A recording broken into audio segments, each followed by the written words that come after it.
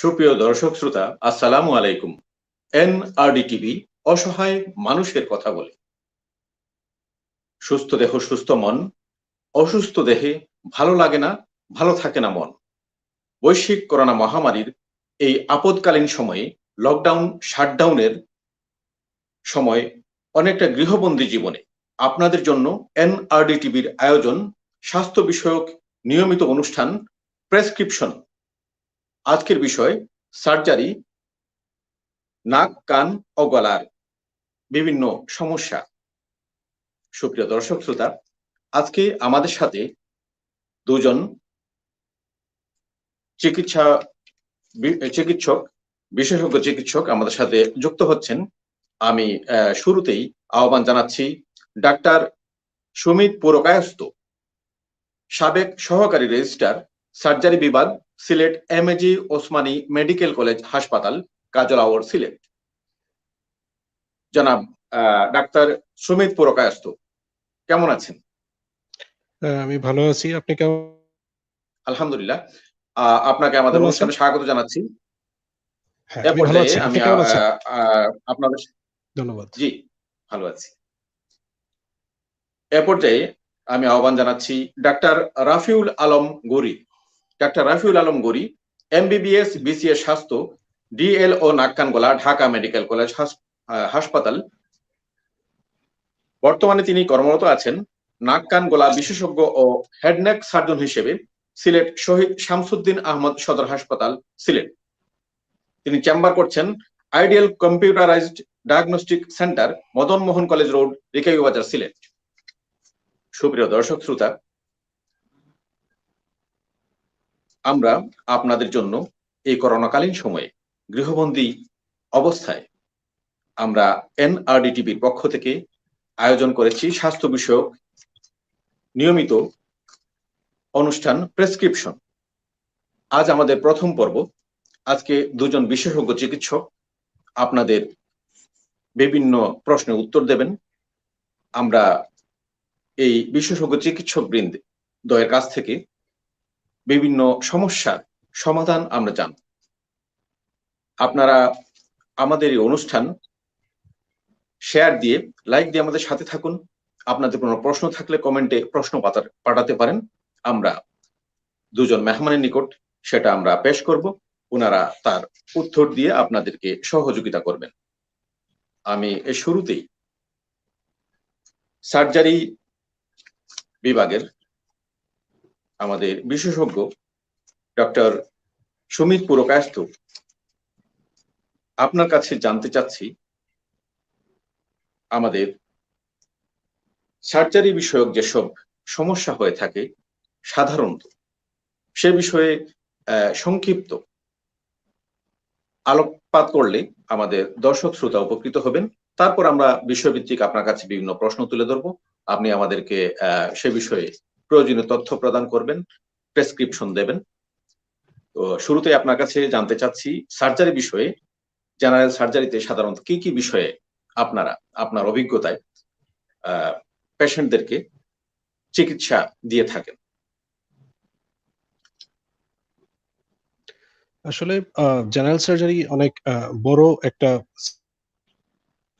Subject, যেখানে অনেকগুলো বিষয় নিয়ে আমরা ডিল করি, যার মধ্যে কমনলি যেগুলা করা হয়, যেমন অ্যাপেন্ডিসাইটিস বা যে পিত্তথলির পাথর, কলোরেক্টালের বিভিন্ন ধরনের পাইলস, অ্যানাল ফিস্টুলা সহ বিভিন্ন রকম ক্যান্সার যেগুলো আছে আমাদের শরীরে, পেটের মধ্যে, এবং ব্রেস্ট ক্যান্সার, এইরকম অনেকগুলা জিনিস নিয়ে আসলে আমরা জেনারেল সার্জনরা ডিল করে থাকি। This is the basic of surgery আমাদের এটা বলা হয়। তো আমি যেটা করতে চাই যে আমাদের যে বিভিন্ন রকম সার্জারি অ্যাসপেক্ট আছে, হ্যাঁ। তো এখন যে কোভিড কালীন আসলে আমরা কি করতেছি বা কতটুকু কি করতেছি, আমি সেই বিষয়ে একটু করতে চাই, কথা বলতে চাই। যেমন ধরেন যে আমাদের করোনা প্রায় 1.5 বছর বা 2 বছর হয়ে যাচ্ছে। তো তার মধ্যেও কিন্তু সার্জারি কিন্তু থেমে নেই। সার্জারিটা এই সময় করাটা, আমরা যদি 2 ভাগে সার্জারিকে ভাগ করি, কিছু কিছু জিনিস থাকে যেটা আপনাকে যে ইমার্জেন্সি বেসিসে আসে। ইমার্জেন্সি বেসিসের মধ্যে ধরেন যে কারো অ্যাপেন্ডিসাইটিস, হ্যাঁ, অথবা হার্নিয়া ছিল,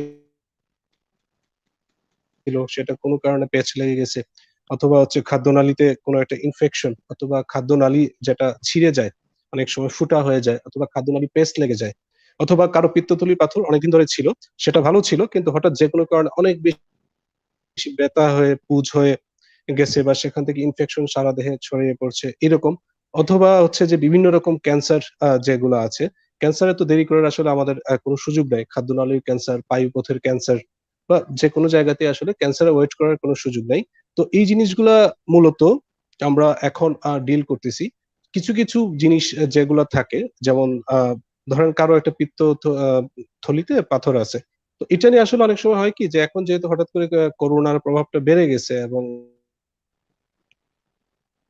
এটা অনেক বড় আকারে আছে, এই ধরনের বা হার্নিয়ার কারো সমস্যা আছে, দীর্ঘদিন ধরে ভুগতেছেন, অথবা পাইলস, ফিস্টুলা, এগুলা নিয়ে হয়তো বা অনেকে অনেকদিন ধরে ভুগতেছেন। বাট এখন এই সিচুয়েশনে যদি আমরা এই ধরনের অপারেশন গুলাতে যাই, তাহলে দেখা যাচ্ছে যে যদি কোনো কারণে রোগীটি অপারেশনের সাথে সাথে যদি কোনো কারণে সে কোভিড এফেক্টেড হয়ে যায়, তখন কিন্তু রোগীর অনেক সময় মৃত্যু ঝুঁকিতে চলে যেতে পারে। তো এই কারণে আমরা এই জিনিসগুলোকে হয়তো বা এখন কিছুটা নিয়ন্ত্রণ করে রাখছি, যে না, এই জিনিসগুলো আপনারা কিছু পরে করেন। বাট যখন একটা পেশেন্ট আপনার কাছে ইমার্জেন্সি নিয়ে আসবে, হ্যাঁ, কারো মানে একটা খাদ্য নালীতে আমরা যেটাকে বলি যে আতে পেস্ট লেগে যাওয়া, এরকম যদি কিছু হয়, অথবা খাদ্যনালী ফুটা হয়ে গেছে, অথবা অ্যাপেন্ডিসাইটিস, এই সমস্ত ক্ষেত্রে আসলে মানে অপেক্ষা করার কোনো সুযোগ নাই। ক্যান্সারের রোগীর ক্ষেত্রে অপেক্ষা করার কোনো সুযোগ নাই। আমরা তাদেরকে পরীক্ষা নিরীক্ষার মাধ্যমে তাদের যে ধরনের চিকিৎসা দেওয়া দরকার, আমরা আসলে সব ধরনের চিকিৎসাই দিয়ে যাচ্ছে, এবং এটা সারা বাংলাদেশেই আমরা এটা কন্টিনিউ করতেছি।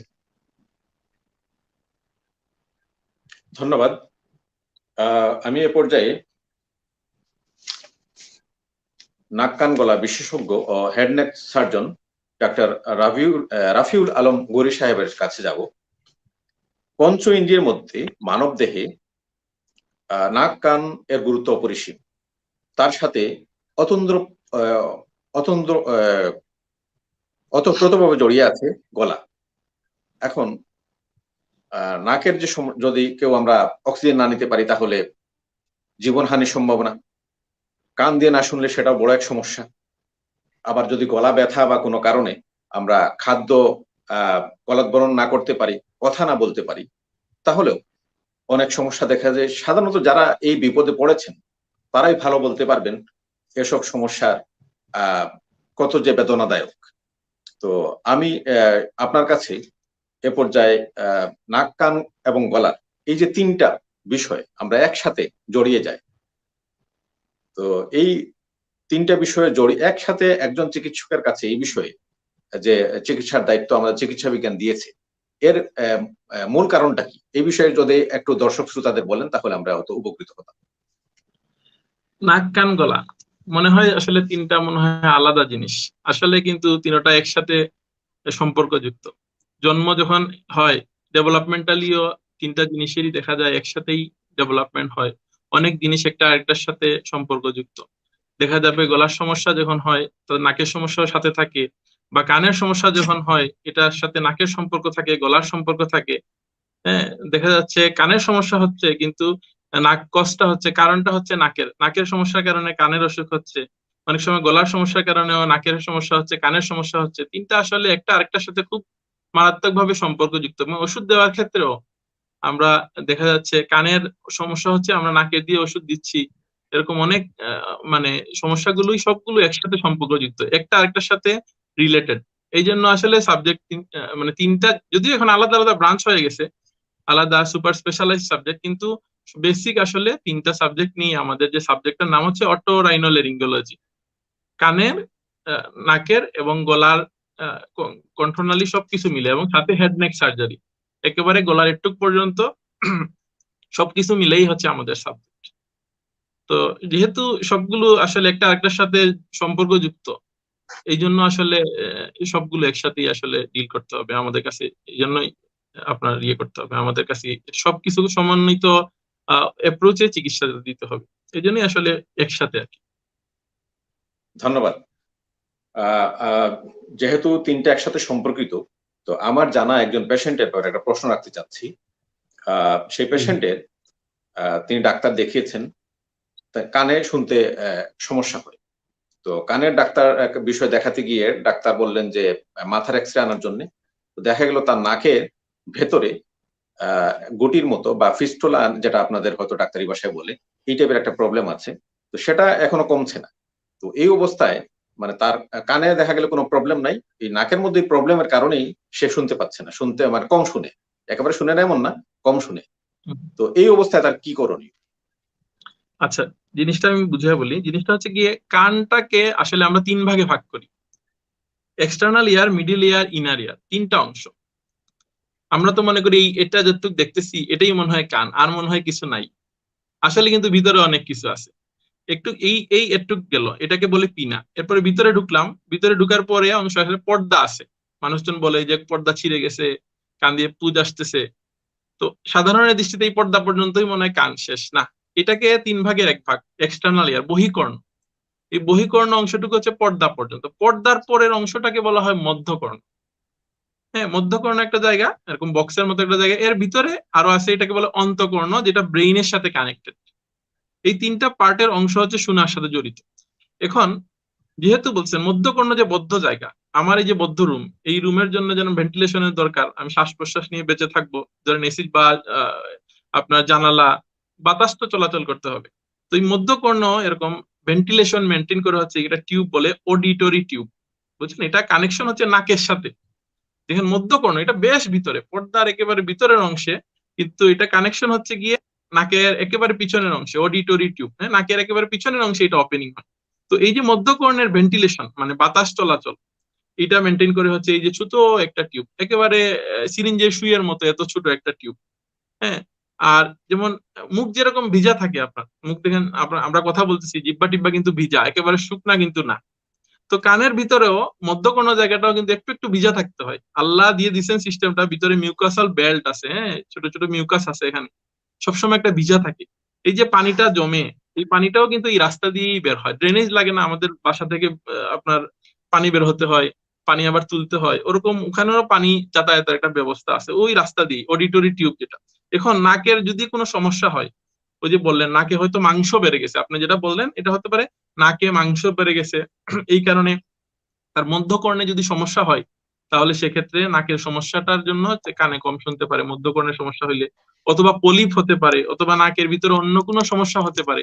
এটা আসলে কিছু পরীক্ষা নিরীক্ষাও দরকার আছে ওনার, যে নাকের মানে অসুখটা কি সেটা জানতে হবে। নাকের ওষুধটা ঠিক হলে আশা করা যায় তার তার কানের উন্নতি হবে। যদি না, তার অন্তকর্ণ যেটা ব্রেইনের সাথে যে অংশটুকু কানে লাগানো, যে কাজটা হচ্ছে কি, আমরা যে সাউন্ড তরঙ্গ যেটা কান দিয়ে যাচ্ছে, সেটাকে ইলেকট্রিক্যাল ইম্পালস, হ্যাঁ, ইলেকট্রিক্যাল ইম্পালসের মাধ্যমে ব্রেইনে পৌঁছে দেওয়া, এটা কাজ হচ্ছে অন্তকর্ণে, ব্রেইনের সাথে সম্পর্কিত। যদি ওই জায়গাটাতে নার্ভের সেলগুলো ঠিক থাকে, তাহলে মধ্যকর্ণের সমস্যা সলভ করলে ইনশাল্লাহ আপনার ওনার কানের শোনাটা ফিরত আসবে। এই জন্য আসলে সব ধন্যবাদ। সমন্বিত, বুঝছেন, ডিজিজটা ওনার আসলে জানা দরকার, কিছু পরীক্ষা নিরীক্ষাও দরকার। সবকিছু করে তারপর যদি চিকিৎসায় ওষুধে ভালো হয় ওষুধে হবে, যাদের অপারেশন লাগে অপারেশন লাগবে, তারপরে সবকিছুর উপরে তো আল্লাহ তাআলা, সেটা উনি উনি ভালো করার মালিক। ধন্যবাদ। ওনার এই সমস্যার সাথে ওই নাকের যেটা বললেন পর্দা বড় হয়ে যাওয়া, মাংসপেশি বড় হয়ে যাওয়া, তো ওটা যখন একটু বড় হয় বেশি, তখন তার হাঁচির পরিমাণ বেড়ে যায়। এই এই হাঁচির বিষয়ে পরিমাণ কিছু বেড়ে বলবেন? যায়। হ্যাঁ হ্যাঁ, এটা হচ্ছে কমন একটা, যে নাকের অসুখ, নাকের এটা কানের অসুখ গেল, নাকের অসুখ দেখেন। নাকের কমন সিমটম নিয়ে আমাদের কাছে যারা আসে, যে নাক দিয়ে শ্বাস নিতে পারে না, নাক বন্ধ বন্ধ লাগে। তারপর হচ্ছে হাঁচি দেওয়া, এক্সেসিভ স্নিজিং। হ্যাঁ, খুব হাঁচি দেওয়া। এটা বোঝা যায় হচ্ছে উনার অ্যালার্জি আছে। হ্যাঁ, এটাকে বলে টার্ম হচ্ছে অ্যালার্জিক রাইনাইটিস, নাকের অ্যালার্জি। বুঝছেন, এটা কিন্তু সারা জীবন থাকবে, সারা জীবন থাকবে। আমরা কিছু ওষুধ দিলে এটাকে কন্ট্রোল করব, এরপরে উনি নিয়ম মেনে চলতে হবে। ওষুধ বছরে, হ্যাঁ, সিজনাল উনার একবার 19-20 হবে। আর যেটা বললেন নাকের সমস্যার কারণে যদি কানে কম শুনে, সেক্ষেত্রে ওই যে টিউবটা বন্ধ হয়ে গিয়ে কানে পানি জমছে। আর নাকের অ্যালার্জি, সেক্ষেত্রে আমরা কিছু অ্যান্টিহিস্টামিন দেই, নাকের কিছু স্প্রে দেই, নেজাল ডিকনজেস্টেন্ট স্প্রে বলে, মন্টিলুকাস প্রেসক্রাইব করি। এগুলো 1-2 মাস খাওয়ার পরে উনার অ্যালার্জিটা ইনশাল্লাহ কন্ট্রোল হবে, নাকের মাংসটাও যথেষ্ট পরিমাণে ছোট হবে। যদি দেখা যায় যে না, 1-2 মাস চিকিৎসার পরেও উনার নাকের মাংসটা যথেষ্ট পরিমাণে ছোট হচ্ছে না, সেক্ষেত্রে আমরা সার্জারির শরণাপন্ন চেষ্টা করি। আমরা এটা ওষুধ দিই, বেশিরভাগ ক্ষেত্রে ভালো হয়ে যায়। আর উনি নিয়ম মানে চলতে হবে, যেমন বাইরে করোনার কারণে তো এমনি মাস্ক পরা, কিন্তু উনি করোনা শেষ হইলেও উনাকে মাস্ক পরতে হবে। ধুলাবালি ধুলাবালি এবং ঠান্ডা এই দুইটা হচ্ছে ওনার শত্রু। এটা মনে রাখতে হবে যে ধুলাবালি এবং ঠান্ডা সারা জীবনের জন্য উনি ঠান্ডা অ্যাভয়েড করতে হবে, মাস্ক পরতে হবে, ধুলার কাজে গেলে মাস্ক পরতে হবে, ঘর থেকে বেরোলে মাস্ক পরতে হবে। আর এছাড়া হচ্ছে গিয়ে আপনার কিছু কিছু অ্যালার্জি যুক্ত খাবার আছে, হ্যাঁ, যেমন চিংড়ি মাছ, হ্যাঁ, আরো আছে গরুর মাংস, যেটাতে উনার হাঁসের ডিম খাইলে অনেকের করে, যেটাতে উনার সমস্যা করবে স্পেসিফিকলি ওই জিনিসটাই উনি বন্ধ করবেন। আশা করা যায় ধন্যবাদ। উন্নতি হবে ইনশাল্লাহ। জি জি, ধন্যবাদ। আমি এ পর্যায়ে আমাদের সার্জারি বিশেষজ্ঞ ডাক্তার সুমিত পুরকায়স্থ সাহেবের কাছে যেতে চাচ্ছি। আপনার কাছে প্রশ্ন, আমাদের অনেক সময় দেহের হাতে কিংবা হাতের কবজিতে, হাতের আঙুলে দেখা যায় একটু ফুলে যায়, সেখানে অনেকটা গিলট যেটাকে বলা হয়, একটু ফুলে সেখানে ভেতরে নরম নরম একটা স্ল্যাশের মতো হয়। তো এইসব কেন হয় এবং এটার চিকিৎসা কি? মানে হচ্ছে হাতের সামনের দিকে, হাতের সামনের দিকে। সামনে।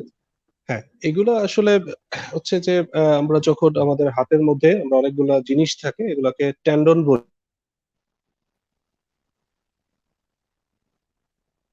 বা রগ থাকে। তো যেটা হয় যে কোনো কারণে এই কাভারিং গুলোর ভিতরে এটা আমাদের রেগুলার অ্যাক্টিভিটিস এর কারণে হোক বা যে কোনো কারণে হোক কিছু ফ্লুইড জমা হয়। ফ্লুইড জমা হইতে হইতে এটা একসময় আস্তে আস্তে বড় হতে থাকে।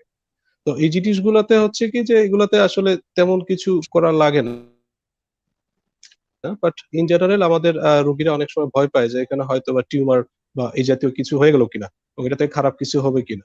তো মোস্ট অফ কেসেসে আসলে আমরা এখানে যেটা করি, এইগুলাতে ভিতরে একদম একটা জেলির মতো একটা পোরশন থাকে।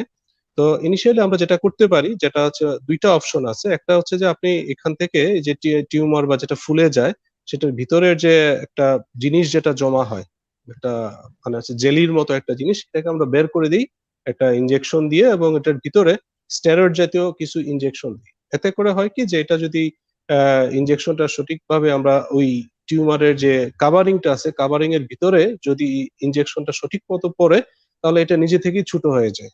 এটা একটা অপশন। আর আরেকটা অপশন হচ্ছে যে এটাকে যদি বেশি বড় থাকে অথবা ইনজেকশন দেওয়ার পরেও এটা ছোট হয় না, যদি এরকম একটা সিচুয়েশন তৈরি হয়, ইন দ্যাট কেস আমরা এটাকে অপারেশন করে কেটে ফেলে দিই।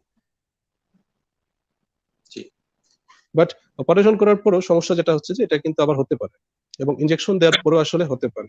সো এটা আসলে ইনজেকশনটাই হচ্ছে এটার জন্য বেটার অপশন, এবং এটাই ভালো। ধন্যবাদ। আমরা মাঝে মধ্যে এমন পেশেন্ট দেখি যারা পাইলসের কারণে দীর্ঘদিন থেকে ভুগছেন, সমস্যা যাতনায় আছেন। তো এই ক্ষেত্রে সার্জারি ছাড়া তিনি আর কি করতে পারেন? চূড়ান্ত সার্জারি পূর্বে এটা থেকে মুক্তির জন্য উনার ডাক্তারি আপনার চিকিৎসা বিজ্ঞানে, এমনিতে তো অনেক কবিরাজি এটা সেটা অনেক কিছুই আছে, কিন্তু আমাদের চিকিৎসা বিজ্ঞানে এখানে ওনার কি করণীয় আছে? এটা আসলে পাইলসের ক্ষেত্রে যেটা হয় যে পায়খানার রাস্তা দিয়ে রক্ত যাওয়া মানে আমাদের দেশে যেটা মনে করা হয় যে এটা পাইলস। এটা হচ্ছে একটা জিনিস, এবং এটার জন্য সবচেয়ে আমাদের দেশের ইন জেনারেল মানুষজন তারা হচ্ছে যে ডাক্তারের কাছে না গিয়ে তারা মূলত ফার্মেসি বা হচ্ছে পল্লী চিকিৎসক এদের কাছ থেকে চিকিৎসাটা গ্রহণ করে। বাট যখন আপনার পায়খানার রাস্তা দিয়ে রক্ত আসবে, বয়স যাই হোক বয়স যাই হোক, আপনার উচিত হচ্ছে একজন সার্জারি বিশেষজ্ঞের সাথে দেখা করা। কারণ এখানে কিছু পরীক্ষা নিরীক্ষার বিষয় আছে। আমরা হচ্ছে যে রোগীকে দেখার পরে বা যখন সমস্যাগুলো নিয়ে আসে তখন আমরা তাকে তার পায়খানার রাস্তাটা ভালোভাবে পরীক্ষা করে দেখি যে এই পাইলসটা কি কারণে হচ্ছে। এটা পাইলস হতে পারে বা পাইলস ছাড়া অন্যান্য কিছু রোগও হতে পারে। এবং সবচেয়ে খারাপ জিনিস যেটা, পায়খানার রাস্তা দিয়ে রক্ত আসা বা পাইলস মানে রক্ত আসা মানেই কিন্তু পাইলস না। আর একটা খারাপ জিনিস যেটা, সেটা হচ্ছে যে ক্যান্সার হওয়া। পায়খানার রাস্তার ক্যান্সারের একটা লক্ষণও কিন্তু রক্ত আসা। আমাদের দেশে যেটা হয় যে রোগীরা হচ্ছে বিভিন্ন জায়গায় ঘুরতে থাকে, আলটিমেটলি অনেক সময় ওই যে খারাপ রোগ যে ক্যান্সারের কথা বলো, দেখা যাচ্ছে ক্যান্সারটা অ্যাডভান্স হয়ে যায়। তো সবার ক্ষেত্রে থাকে না, বাট আপনার রাস্তায় পায়খানা থেকে যখনই রক্ত আসবে তখন সেটাকে পাইলস মনে না করে এটা হচ্ছে সার্জারি ডাক্তারের কাছে যাওয়াটা হচ্ছে এক নাম্বার জিনিস। উনি ওইখানে ওনার মতো করে কিছু পরীক্ষা নিরীক্ষা আছে, এগুলা করে উনি প্রথমে শিওর হবেন যে এটা পাইলস। এখন যদি এটা পাইলসই হয়, তাহলে পাইলসের কিছু চিকিৎসা আছে। পাইলসের যে চিকিৎসাটা সেটা হচ্ছে যে এটা কোন স্টেজে আছে সেটার উপরে নির্ভর করে। এটা first degree, second degree, third, fourth, আমরা এইভাবে 4 ভাগে ভাগ করি। যদি এটা দেখা যায় যে একদম খুব বেশি ব্লিডিং হচ্ছে বা থার্ড ডিগ্রি বা ফোর্থ ডিগ্রি আছে, ইন দ্যাট কেস আমরা আসলে সার্জারিতে যাই। এই ক্ষেত্রে ঔষধে খুব একটা কাজ করে না, বাট অপারেশন ছাড়াও আরো কিছু কিছু জিনিস আছে ঔষধ দেওয়া যায়, অথবা অনেক সময় আমরা যে পাইলস যেটা আছে এটার গুড়ার মধ্যে কিছু রিং এর মতো জিনিস আছে, এটা বসিয়ে দিই, অথবা গুড়ার মধ্যে কিছু ইনজেকশন আছে, ইনজেকশনও অ্যাপ্লাই করা যায়। অ্যাপ্লাই করলে অনেক সময় দেখা যায় যে অপারেশন লাগে। বাট এটা অ্যাকচুয়ালি ডিপেন্ড করে রোগী কোন পর্যায়ে আছে, তার যে পাইলস আছে পাইলসের কোন পর্যায়ে আছে, পর্যায়ে ধরে আমরা হচ্ছে রোগীকে চিকিৎসাটা করব। এবং এই কারণে আমি এই অনুষ্ঠানের মাধ্যমে সবাইকে মেসেজ দিতে চাই যে পায়খানা রাস্তায় রক্ত আসা মানেই কিন্তু পাইলস না, নাম্বার 1। আর আপনার যদি কখনো পায়খানা রাস্তায় রক্ত আসে, আপনি অবশ্যই অবশ্যই একজন সার্জারি বিশেষজ্ঞের সাথে দেখা করবেন, সেটা যে বয়সী হোক। ধন্যবাদ। আমি এ পর্যায়ে ডাক্তার রাফিউল আজম সাহেবের কাছে যেতে চাচ্ছি। আমাদের একজন দর্শক প্রশ্ন করেছেন, আমাদের টেকনিক্যাল সাপোর্ট আশা করছি যাতে আমরা প্রশ্নটা দেখতে পারি। ওনার প্রশ্ন সম্ভবত এরকমই যে ওনার অন্যান্য অনেক সমস্যা আছে, সাথে জ্বর আছে, এই অবস্থায় ওনার কি করুন? কোয়েশ্চেনটা আমি দেখছি হেই ফিভার। এই ফিভারটা আসলে যে অ্যালার্জিক রাইনাইটিসেরই আরেক নাম, বুঝছেন? এই ফিভারটা হচ্ছে অ্যালার্জিক, মানে আমাদের দেশে কালচারে কম বলা হয়, তো উনি ইউকে বেসড, এই জন্য ওনার ইউকে ডাক্তাররা এটা হেই ফিভার বেশি বলে আর কি। তো আপনার হেই ফিভারটাও কিন্তু অ্যালার্জিক রাইনাইটিস। তো উনার যে সমস্যাগুলো বেশি হয়, উনি অত ডিটেলস বলে নাই হেই ফিভার, আমি ডিজিজটা সম্পর্কেই বলতেছি, রোগটা সম্পর্কেই। যে উনার বেশি সমস্যা হচ্ছে 1 নাম্বার নাক বন্ধ থাকা, খুব বেশি হাঁচি হওয়া, 8-10টা, 15-20টা, 30-40টা, অনেকের অনেক বেশি হাঁচি হয়, অনেকের সাথে মাথা ব্যথা হয়, নাক দিয়ে কনস্ট্যান্টলি পানি পড়ে, সর্দি হয়, হ্যাঁ, জ্বর টরও চলে আসে যখন বেশি সিভিয়ার পর্যায়ে চলে যায়। এটা তো আপনার সারা জীবনের অসুখ। প্রাথমিক অবস্থায় ঠিক আছে, রোগ যদি প্রাথমিক অবস্থায় ধরা পড়ে আপনার ভালো হয়ে যায়, খুব আর্লি ট্রিটমেন্ট, ভালো ট্রিটমেন্ট দিলে মোটামুটি কন্ট্রোলে হয়ে যায়। কিন্তু যাদের অনেকদিন হয়ে যায় তাদের সেক্ষেত্রে এটা আসলে অনেকদিন পারসিস্টেন্ট থাকে। আর আপনার শীতের সিজন আসলে বা শীতের দেশে যারা থাকে, একটু ঠান্ডা লাগলেই এই জিনিসটা তাদের বেড়ে যায়, অনেকের মাথা ব্যথার সাথে করে। এখন উনি কি করবেন? উনি এই জিনিসটাকে কিভাবে ওভারকাম করবেন, এটা নিয়ে কিভাবে চলবেন, সেটাই উনার জিজ্ঞাসা। তো এটা উনি কি করবেন? 1 নাম্বার কথা, হ্যাঁ, নন মেডিকেটেড যে জিনিসগুলো, উনি মাস্ক ইউজ করবেন। ধুলাবালিতে ঘর থেকে বেরোইলে, করোনা থাকুক, করোনার সিজন গেলেও উনি মাস্ক ব্যবহার করবেন। মাস্কটা কি করবে? ঠান্ডা বাতাস থেকে রক্ষা করবে, সাথে ধুলাবালি একেবারে মাইক্রো যে ধুলাবালি গুলো আছে ওগুলো, বা ঘরে কোনো ধুলার কাজ করতেছেন, বিছানা ঝাড়ায় যে ধুলাটা হয়, এত ক্ষুদ্র ধুলা, ওইটাই কিন্তু হাঁচি চলে আসে 8-10টা করে। ওগুলো বেশি ক্ষতি করে। অনেকের ফুল, হ্যাঁ, ফুল যেগুলো পোলেন আছে, এই পোলেন গুলো কিন্তু আপনার এই হাঁচি চলে আসে। তারপর বেশি বাড়লে এটা থেকেই পরে জ্বর হতে পারে, সাইনোসাইটিস হতে পারে। তো সাথে যে বললেন মাংস পাড়া থেকে কান পর্যন্ত, প্রবলেমটা কান পর্যন্ত চলে গেছে, আরেকজন রুগী বললেন। তো যেগুলো বেশি সমস্যা হয়, তো আমরা এই এই নন মেডিকেটেড ব্যবস্থা উনি করলেন। এখন কি ওষুধ কিছু উনি খেতে পারেন, এটা এমন কঠিন কিছু না যে এই কমন ওষুধগুলো আপনার বাংলাদেশে দেওয়া হয়, বিদেশেও এগুলো দিবে তারা। অ্যান্টিহিস্টামিন কমন, যেটা অ্যান্টিহিস্টামিন, যে কোনো ফেক্সোফেনাডিন, নিবাস্টিন, এলাট্রল বা লেবোসিট্রিজিন, সিটোরিসেটিরিজিন, এগুলো কিন্তু দেশে বিদেশে সব জায়গায় পাওয়া যায়। উনি একটা করে শুরু করতে পারেন। সাথে মন্টিলুকাস, হ্যাঁ, বাংলাদেশে মোনাস নামে পাওয়া যায়, এগুলো একটা সাথে খেতে পারেন। আর সাথে আমরা নেজাল কিছু স্প্রে দেই, নাকের কিছু স্প্রে দেই, ফ্লুটিকেশন, হ্যাঁ, বাংলাদেশে পাওয়া যায় এভাস্প্রে নামে পাওয়া যায়, আর বিদেশে পাওয়া যায় এভামিস নামে পাওয়া যায়, গ্লাক্সর, হ্যাঁ। এই স্প্রে গুলো আমি টানা যদি উনি ভালো হইলেও মোটামুটি 1-1.5 মাস ইউজ করেন, উনার সিমটমটা কিন্তু কমে যাবে। আবার জরুরি ক্ষেত্রে আমরা আরো কিছু ওষুধ দিই, যাদের সাইনোসাইটিস হয় অ্যান্টিবায়োটিক দিই, বা অনেকের স্টেরয়েড দিই যাদের বেশি হয়ে যায়। ওইটা আসলে না দেখে, রুগী চেম্বারে না দেখে বা সামনাসামনি না দেখে অত বেশি পাওয়ারফুল ওষুধে যাওয়ার কোনো দরকার নেই। সিম্পল যেটা অ্যান্টিহিস্টামিন, মন্টিলুকাস, একটা নাকের স্প্রে, উনি টানা 1 মাস ব্যবহার করুন। 1 মাস ব্যবহার করার পরে ইনশাল্লাহ উনার যে সমস্যাগুলো আছে এগুলো কমবে। তোমার পরে উনি নিয়ম কানুন মেনে চলবে। আগে বলে ফেলছি নিয়ম কানুন গুলো, মাস্ক ইউজ করা, ঠান্ডা থেকে বিরত থাকা, ঠান্ডা পানি না খাওয়া, হ্যাঁ, ঠান্ডা না লাগানো, প্লাস ধুলাবালি থেকে দূরে থাকা, আর অ্যালার্জিযুক্ত যেই খাবারে ওনার যে সমস্যা হয় সেইটা উনি পরিহার করেন। ইনশাল্লাহ এতেই উনি আরাম পাবেন। ধন্যবাদ। আমার টেকনিক্যাল সাপোর্ট আশা করছিলাম আমরা দেখতে পেলে নামটা বলতে পারতাম। হ্যাঁ, তো না আমি আমি দেখছি, এ পর্যায়ে দেখেছি জন্য। হ্যাঁ, যিনি প্রশ্ন করেছেন আশা করি তিনি উত্তর পেয়েছেন এবং প্রয়োজনীয় নির্দেশনা মেনে চলে নিজেকে সুস্থ রাখার ব্যাপারে তিনি উদ্যোগী হবেন। এ পর্যায়ে আপনার কাছে প্রশ্ন রাখতে চাচ্ছি, অনেক সময় দেখা যায় অনেকের হঠাৎ করে নাক দিয়ে রক্ত পড়ে, এই রক্ত পড়ার কারণটা কি এবং এটার চিকিৎসা কি?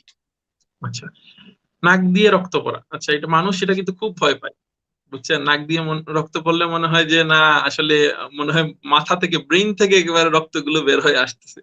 আসলে জিনিসটা নিয়ে এত ঘাবড়ানোর কিছু না। নাক দিয়ে রক্ত, নাক বেশিরভাগ সামনে অথবা নাকের পিছন থেকে রক্ত পড়ে আমরা যদি কারণগুলো অনুসন্ধান করি। হ্যাঁ, আমরা কারণ যতটুকু আমাদের নলেজে, আল্লাহ যতটুকু আমাদের নলেজে দিচ্ছেন, এর থেকে দেখা যায় কি 100 ভাগ কারণের মধ্যে 80 to 90% কারণই হচ্ছে আমাদের অজানা, ডাক্তারদের অজানা, ইডিওপ্যাথিক কজ।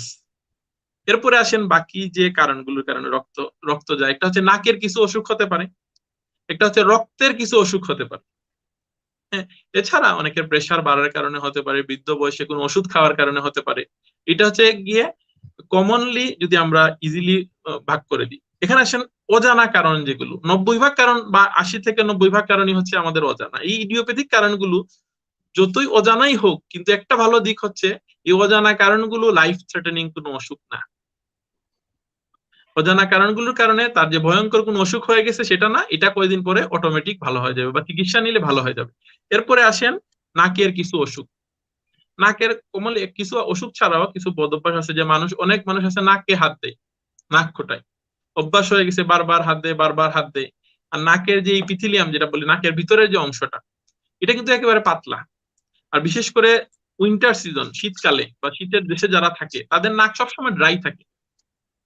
হ্যাঁ, কারণ আর্দ্রতার পরিমাণ কম বাতাসে, নেজাল মিউকোসা গুলো ড্রাই হয়ে থাকে। নাক দিয়ে বাতাস, যে শুষ্ক বাতাস যায় ওটার কারণে ড্রাই হয়, নাকে হাত দিয়ে রক্ত চলে আসে। তাহলে সেক্ষেত্রে কারণ হচ্ছে নাকে হাত দেওয়া, শুষ্ক বাতাসটা অ্যাভয়েড করে, মানে মাস্ক করতে পারে সেক্ষেত্রে। হ্যাঁ, তো নাকে হাত না দিলে তার এই জিনিসটা হবে না। এরপরে আসেন বাচ্চাদের কিছু অসুখ হতে পারে, রক্তের অসুখ। হ্যাঁ, রক্তরোগ। হ্যাঁ, রক্তরোগ হইলে এটা আসলে একটা মানে বড় অসুখ। এটার ব্যাপারে আপনার অনেক পরীক্ষা নিরীক্ষা দরকার হয়। সেক্ষেত্রে আমরা রক্তের অনেক পরীক্ষা নিরীক্ষা করি, করে সেই অনুযায়ী রক্তরোগ বিশেষজ্ঞের কাছে আমরা রেফার করে উনি সেটার চিকিৎসা দেন। এরপরে আসেন নাকের আরো কিছু অসুখ, যেটা অনেকের নাকের হাড় বাঁকার কারণে হতে পারে। নাকে ফরেন বডি বা বাচ্চা যদি কিছু একটা ঢুকে ফেলে, হ্যাঁ, ধরেন পুঁথি, অনেক বাচ্চা কিন্তু 2 বছর 3 বছরের বাচ্চারা কিন্তু নাকের ভিতর মনে করে ফুটো একটা আছে ঢুকাই, নাকের ভিতরে কিছু একটা ঢুকাইয়া দিই। ওইটা ঢুকাইলে কিন্তু খবর মাও দেখে নাই, বাবাও দেখে নাই, কেউই দেখে নাই। 1 মাস 2 মাস গেলে দেখা গেল হঠাৎ করে আমাদের কাছে আসে, বাস্তব হচ্ছে আমাদের চেম্বারে এসে এটা আসে। 1 মাস 1.5 মাস পরে আসবে যে আমার বাচ্চার তো এক নাক দিয়ে, 2 নাক না, কিন্তু 2 নাক দিয়ে আসলে কিন্তু অন্য বিষয়, যে অসুখ আছে।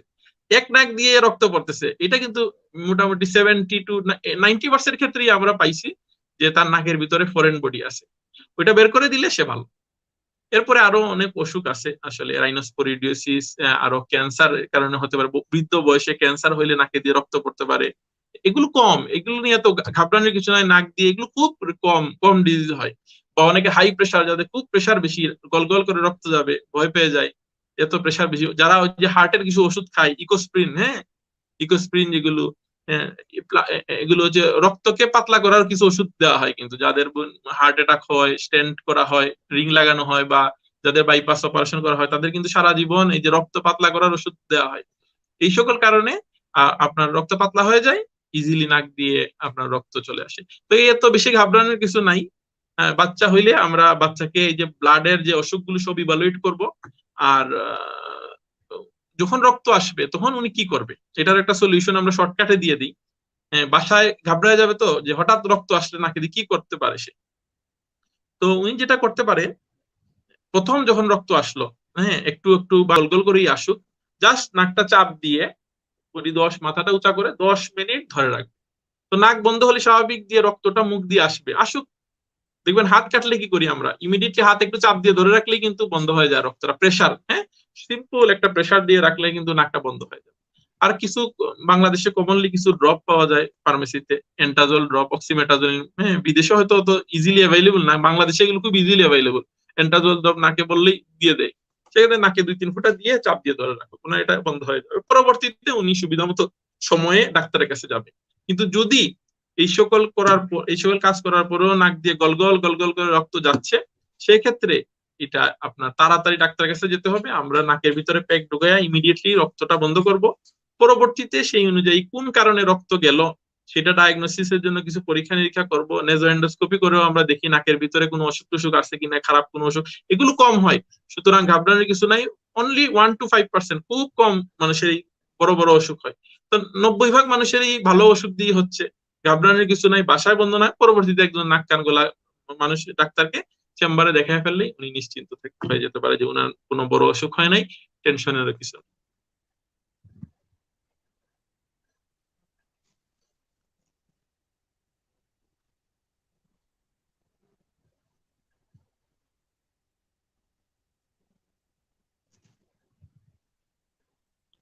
আপনার ইয়েটা মনে হয় মিউট হয়ে গেছে। দুঃখিত, আমি মাইক্রোফোন মিউট রেখেছিলাম। একজন প্রশ্ন করেছেন যে কানে কিছু ঢুকলে কি করা উচিত। অনেক ক্ষেত্রে কটন বার্ডের তুলো আটকে যায়, এই অবস্থায় কি করা উচিত, এই প্রশ্ন করেছেন। সবচেয়ে তো সহজ, এই কোনো প্রশ্ন কিছু ঢুকলে, হ্যাঁ আমি বলতেছি, এটা খুব, এটা মানে এটা নিয়ে মোটেও ঘাবড়ানোর কিছু নাই। আমাদের কাছে এনাফ যন্ত্রপাতি আছে। আমরা বিনা ব্যথায়, বিনা মানে কষ্ট না দিয়ে খুব ইজিলি, বাচ্চা হইলেও তো বের করে দিই আমরা, বাচ্চারা একটু নাড়াচাড়া করে একটু কষ্ট হয়, কিন্তু বড়দের তো কোনো বিষয়ই না। আমরা খুব ইজিলি, আমরা এন্ডোস্কোপ আছে, আমরা এন্ডোস্কোপ দিয়ে কানের ভিতর দেখে, বা বাচ্চাদেরও যারা একটু সাহায্য করে তাদেরকে আমরা, আমাদের এনাফ যন্ত্রপাতি আছে। কিছু ঢুকে কোনো খোঁচাখুচি দরকার নাই, বাসায় কারো চেষ্টা করার কিছু দরকার নাই, কেউ কিচ্ছু হাতই দিবেন না। হাত দিলে লাভ করার চেয়ে ক্ষতি করবেন বেশি। আপনি জাস্ট অপেক্ষা করুন, সাথে তাড়াতাড়ি যখন সময় হবে তাড়াতাড়ি ডাক্তার। দিনের বেলা হলে আপনি তো ডাক্তার এভেলেবেল পাচ্ছেন, রাত হইলে রাতটা কোনো রকমে পার করে দিনের বেলা যে কোনো হাসপাতালে নাক কান গলা বিভাগে যেতে পারেন, বিকাল বেলা যে কোনো চেম্বারে কারো কাছে যেতে পারেন, খুব ইজিলি এটা বের করে দেওয়া যাবে। এটা নিয়ে কোনো টেনশন করার কিছু নাই। ধন্যবাদ। আমরা যেহেতু আগে রক্তের প্রসঙ্গে ছিলাম, তো নাক দিয়ে রক্ত পড়ার সমাধান আমরা পেলাম। এখন দেখা যায় মাঝে মধ্যে কারো বমির সাথে রক্ত চলে আসে। এই বিষয়ে কি আপনার পক্ষ থেকে আমরা কোনো কথা, কোনো সাজেশন পেতে পারি কিনা, কি বিষয়, কি কারণ হইতে পারে? এটা আসলে আপনার এটা আসলে আমাদের আমাদের এবং সাথে গ্যাস্ট্রোএন্টারোলজিস্ট দুই পক্ষেরই দরকার। বমির সাথে আসা যেটা, এটা আপনার আপনার ইসোফেগাস খাদ্যনালী সমস্যার কারণে হতে পারে, পেটের সমস্যার কারণে হতে পারে, আমাদের গলার সমস্যার কারণেও হতে পারে। হ্যাঁ, আমাদের যেটুকু আমরা গলার ভিতরে সমস্যা থাকলে এই জিনিসটা আমরা ইভালুয়েট করব, আমরা এন্ডোস্কোপি করে গলার ভিতরে ক্যান্সার ট্যান্সার আছে কিনা এটা দেখতে পারি। আপনার খাদ্যনালীতেও আমরা সেক্ষেত্রে আপনার গ্যাস্ট্রোএন্টারোলজিস্টের কাছে রেফার করে দিই, ওনারা এন্ডোস্কোপিক আপার জিআইটি করে, অনেকে ইসোফেজিয়াল ভেরিসিস বলে। হ্যাঁ, আপনার লিভারের সমস্যার কারণে যে এই আপনার সার্জারি যারা, ওনারাও কিছু ডিল করেন এইসব বিষয় নিয়ে। বেশি খারাপ হইলে আপনার ওনাদের কাছেও রেফার হয়। পেটের সমস্যার কারণে ক্যান্সার হইলে অনেকের হতে পারে, খাদ্যনালী ক্যান্সার হইলে হতে পারে, গলার ক্যান্সার হইলে হতে পারে, আপনার লিভারের সমস্যার কারণে হতে পারে। হ্যাঁ, ইসোফেজিয়াল ভেরিসিস আছে, অনেকের রক্ত বমি যেটা বলে, হ্যাঁ এরকম রক্ত বেশি যেতে পারে। আমাদের সমস্যা যেটা গলা পর্যন্ত সমস্যা হইলে আমরা ডিল করি, আর এর নিচে খাদ্যনালীর সমস্যা হইলে আমরা এটা গ্যাস্ট্রোএন্টারোলজিস্টের কাছে রেফার করি। ধন্যবাদ। আমরা এই বিষয়ে অবশ্যই আমাদের সার্জারি বিভাগের ডাক্তার সুমিত পুরকায়স্থের কাছে যাব। তো আমাদের একজন দর্শক মঞ্জুমা চৌধুরী মিম, তিনি লম্বা একটা কমেন্ট করেছেন, পুরোটা পড়তে পারিনি। আমাদের টেকনিক্যাল সাপোর্ট আশা করব, আমরা আবার স্ক্রিনে দেখলে সে ব্যাপারে আমরা কথা বলতে পারবো। তো এ পর্যায়ে আমি যে প্রশ্নটা করেছিলাম, আমরা তিনি মঞ্জুমা চৌধুরী মিম, ডাস্ট অ্যালার্জির জন্য হাঁচির প্রবলেম হয়, এমন হয় 10-15টা হাঁচি হয়, নাক নাক দিয়ে, যে এর জন্য কি করলে, এইটার জন্য কি করলে সামার উইন্টার সব সময় প্রবলেম থাকবে না, এই প্রশ্ন ওনার। এটা আমি বলেছি একটু আগে, যে উনি যেটা করতে হবে যে আগের আপনার আগের অ্যাডভাইস গুলোই উনি মাস্ক ইউজ করবে, ঠান্ডা থেকে বিরত থাকবে, অ্যালার্জি জাতীয় খাবার যেটাতে উনার প্রবলেম করে সেটা উনি অ্যাভয়েড করবে। কিন্তু ওষুধ উনাকে আমি বলে দিতে পারবো, যেটা মন্টিলুকাস্ট উনি প্রত্যেকদিন রাতে একটা করে খাক আপাতত 1 থেকে 2 মাস। একটা অ্যান্টিহিস্টামিন যেটা উনার কাছে অ্যাভেলেবল, ফেক্সোফেনাডিন, ইবাস্টিন, হ্যাঁ, বা আহ, আহ, আপনি সেট্রিজিন বা এলাট্রল জাতীয় যে কোনো ওষুধ একটা করে খাক, আর সাথে নেজাল একটা স্প্রে, হ্যাঁ, ফ্লুটিকেসন, হ্যাঁ, বা যে এভাস্প্রে নামে পাওয়া যায় আমাদের দেশে, ফ্লোনা স্প্রে, ফ্লুটি, যে কোনো একটা নেজাল স্প্রে উনি টানা 1 মাস সবগুলো মানে ব্যবহার করুন। এতে কি হবে, উনার এই সিমটম গুলো একটু কন্ট্রোল হয়ে যাবে। কিন্তু আবার সমস্যা বাড়তে পারে যখন সিজনাল সমস্যা হবে, তখন আবার মাঝে মাঝে এগুলো ইউজ করতে পারবে। যাদের বেশি হয়ে যায় এগুলো ওনাদের আসলে পুরাপুরি কমে না, কিন্তু টানা ইউজ করলে 1 থেকে 2 মাস ইউজ করলে এটা অনেক কমে যায়। আমার নিজেরও ছিল, এককালে আমার নিজেরও ছিল অ্যালার্জিক রাইনাইটিস। আমি যখন ছাত্রাবস্থায় ছিলাম আমার নিজেরও অ্যালার্জিক রাইনাইটিস ছিল, কিন্তু এখন তো আমার কোনো ওষুধ খাওয়া লাগে না, আমি তো মাশাআল্লাহ পুরা সুস্থ হয়ে গেছি, বুঝছেন। অনেকের আছে যাদের মানুষ কি করে আসলে 1-2 দিন ওষুধ খেয়ে ভালো হয়ে যায় আর খায় না পরে। আমি মনে করি টানা ওষুধ খেয়ে 1 মাস ওষুধ খান, ওষুধ খেলে দেখা যাবে পুরো সিমটম গুলো অনেক মানে কমে যাবে। পরবর্তীতে উনার এই সমস্যাগুলো কম হবে, অনেক কমে যাবে। আর নিয়ম মেনে চলতে হবে। যারা মোটরসাইকেল চালায় তাদেরকে বলবো সব সময় একেবারে গ্লাস ঢেকে মাস্ক মানে মোটরসাইকেল চালান। আপনি গাড়িতে বেরোচ্ছেন, এই ঠান্ডা বাতাসটা খাবেন না, গ্লাস তুলে গাড়িতে যাবেন। ধুলাবালির কাজে মাস্ক, দেখতেছেন বাসায় ধুলাবালির কাজ চলছে, আপনি মাস্ক পরে ফেলবেন বা সরে যাবেন, ধুলাবালির কাজে আপনি যাবেন না। একবার বাড়লে এটা কিন্তু কমতে 4-5 দিন 3 দিন লাগে সময়। সুতরাং কেন আপনি এক্সপোজারটা প্রিভেন্ট করতে হবে, সোজা কথা। আর ওষুধ তো সারা জীবন খেতে পারবেন না, চেষ্টা করতে হবে ওষুধ ছাড়া যেন ভালো থাকে। ওষুধ দিয়ে কমবে, পরে আপনি বিনা ওষুধে যেন ভালো থাকতে পারেন, এটাই হচ্ছে গিয়ে আপনার টার্গেট। ধন্যবাদ। আশা করি মিম উত্তর পেয়েছেন, তিনি নির্দেশনা মেনে চলবেন। আমি এ পর্যায়ে ডাক্তার সুমিত পুরকাস্ত সাহেবের কাছে ওই আগে যে প্রশ্নটা রেখেছিলাম যে শামীমা খান, এটা উত্তর দিয়ে দিয়েছেন, এটা উত্তর চলে আসছে আগে, হ্যাঁ উত্তর চলে আসছে। ডাক্তার সুমিত পুরকাস্ত সাহেব, আপনার কাছে আগে যে প্রশ্নটা যে বমির সাথে যদি রক্ত আসে, তো এই ক্ষেত্রে আমাদের রাফিউল আজম সাহেব কিছু কথা বলেছেন। তো যে বিষয়, যেহেতু এটা আপনার সাবজেক্টে পড়ে, এই বিষয়ে আপনার বক্তব্য এবং চিকিৎসার ধারা কি হবে জানতে চাচ্ছি। আসলে যখন একজন মানুষের বমির সাথে রক্ত আসে, এটাকে খুবই সিরিয়াস হিসেবে নিতে হবে এবং এই ধরনের রোগীদেরকে আমরা সবসময় হাসপাতালে রেখেই চিকিৎসা দিব, হাসপাতালে ভর্তি করে চিকিৎসা দিব এবং এটাকে একটি ইমার্জেন্সি হিসেবে মেনে নিয়ে এবং এইভাবেই গুরুত্ব দিয়ে আমরা এটাকে চিকিৎসা দিয়ে থাকি। এখন আমাদেরকে এটা দেখতে হবে যে কি কারণে তার হচ্ছে যে বমির সাথে রক্তটা আসতেছে। সাধারণত যেটা বলা হয় যেটা হচ্ছে যে খাদ্যনালী অথবা আমরা যেটা বলি স্টমাক যেটা বলি, এই সমস্ত জায়গা থেকে ব্লাডটা আসে। তো অধিকাংশ ক্ষেত্রেই কিন্তু হচ্ছে যে স্টমাক আলসার থেকে ব্লিডিংটা বেশি হয়। এটা একটা। আর একটা হচ্ছে যে কিছু কিছু আমাদের দেশে এখন দেখবেন যে লিভারের রোগী অনেক বেড়ে গেছে, লিভার ফেইলরের রোগী বেড়ে গেছে বিভিন্ন কারণে, হেপাটাইটিস বি বা সির কারণে। তো এই সমস্ত রোগীদের যেটা হয় যে ওদের ইসোফেগাস বা খাদ্যনালী যেটা বলি, ওইটা নিচের দিকে হচ্ছে পাইলসের মতো হয়।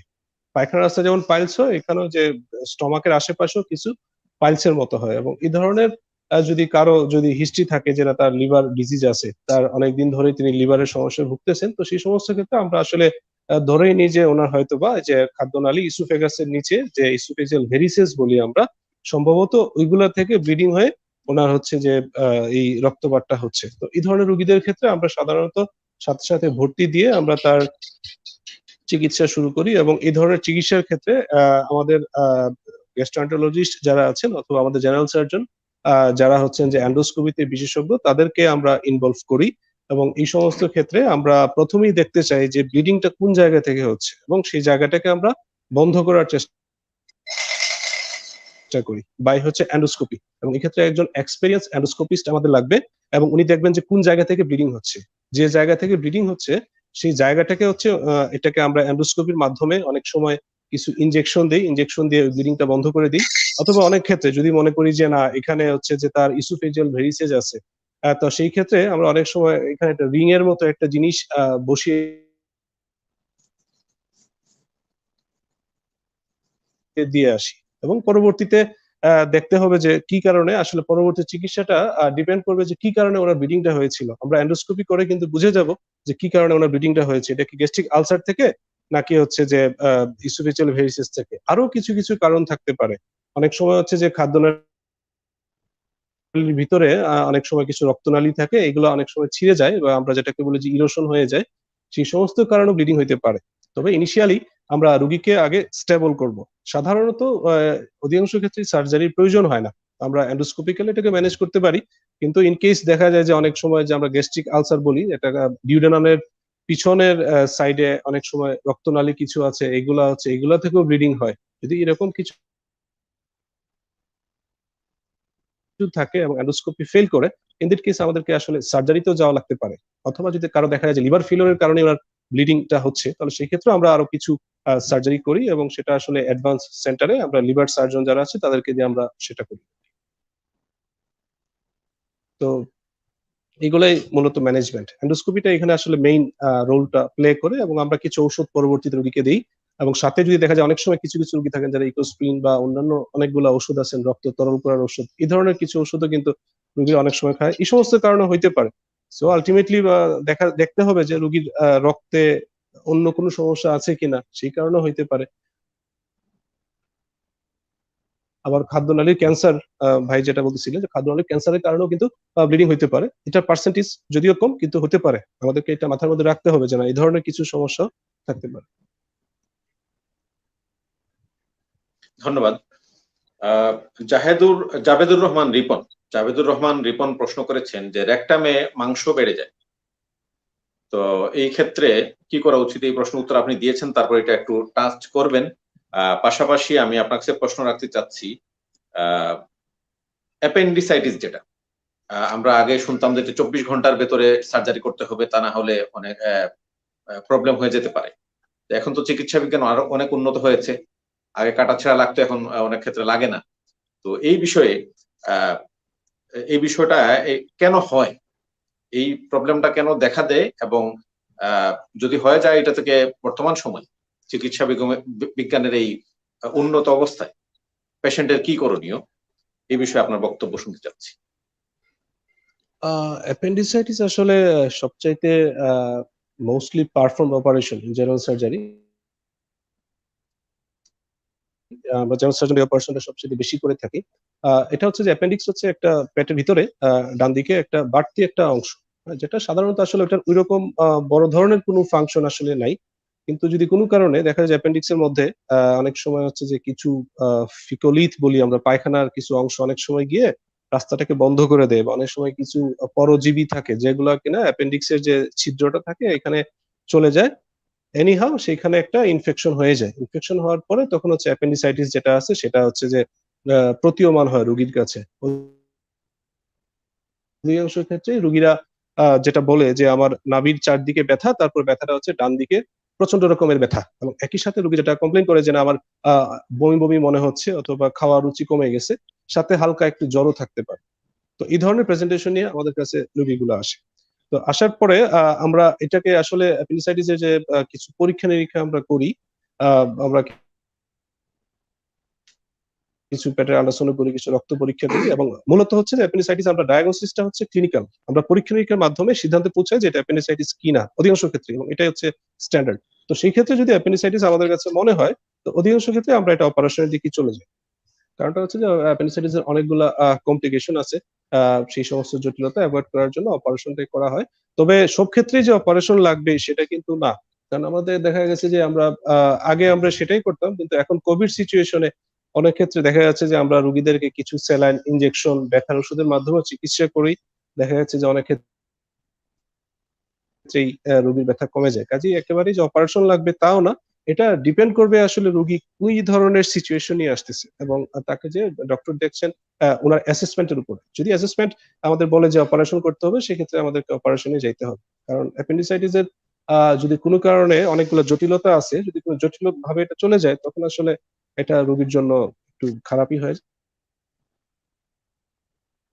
এই সমস্ত ক্ষেত্রে আমরা এটা অপারেশনের দিকে চলে যাই। এখন হচ্ছে যে আমরা একটা অপারেশন ক্ষেত্রে কিভাবে করি, আমরা দুইভাবেই করতে পারি। আমরা এটা পেট কেটে করি, এবং মডার্ন প্র্যাকটিস হচ্ছে যে আমরা এটাকে ল্যাপারোস্কোপি মেশিনের মাধ্যমেই করা হয় আর কি, কোনো প্রকার আসলে কাটাছিড়া না করে ছোট্ট কিছু ছিদ্রের মাধ্যমে আমরা অ্যাপেন্ডিক্সটাকে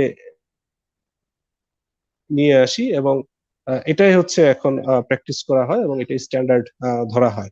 তাছাড়া আরো কিছু ব্যাপার স্যাপার আছে, আরো কিছু কলোনোস্কোপির মাধ্যমে কিছু চিকিৎসা রিসেন্টলি চলে আসতেছে, যেটা আমরা এখন ওয়াইডলি প্র্যাকটিস করা হয় না, বাট আমরা অপারেশনের দিকে এটাই আসলে বেশি প্রেফার করি আর কারো যদি অ্যাপেন্ডিসাইটিস থাকে।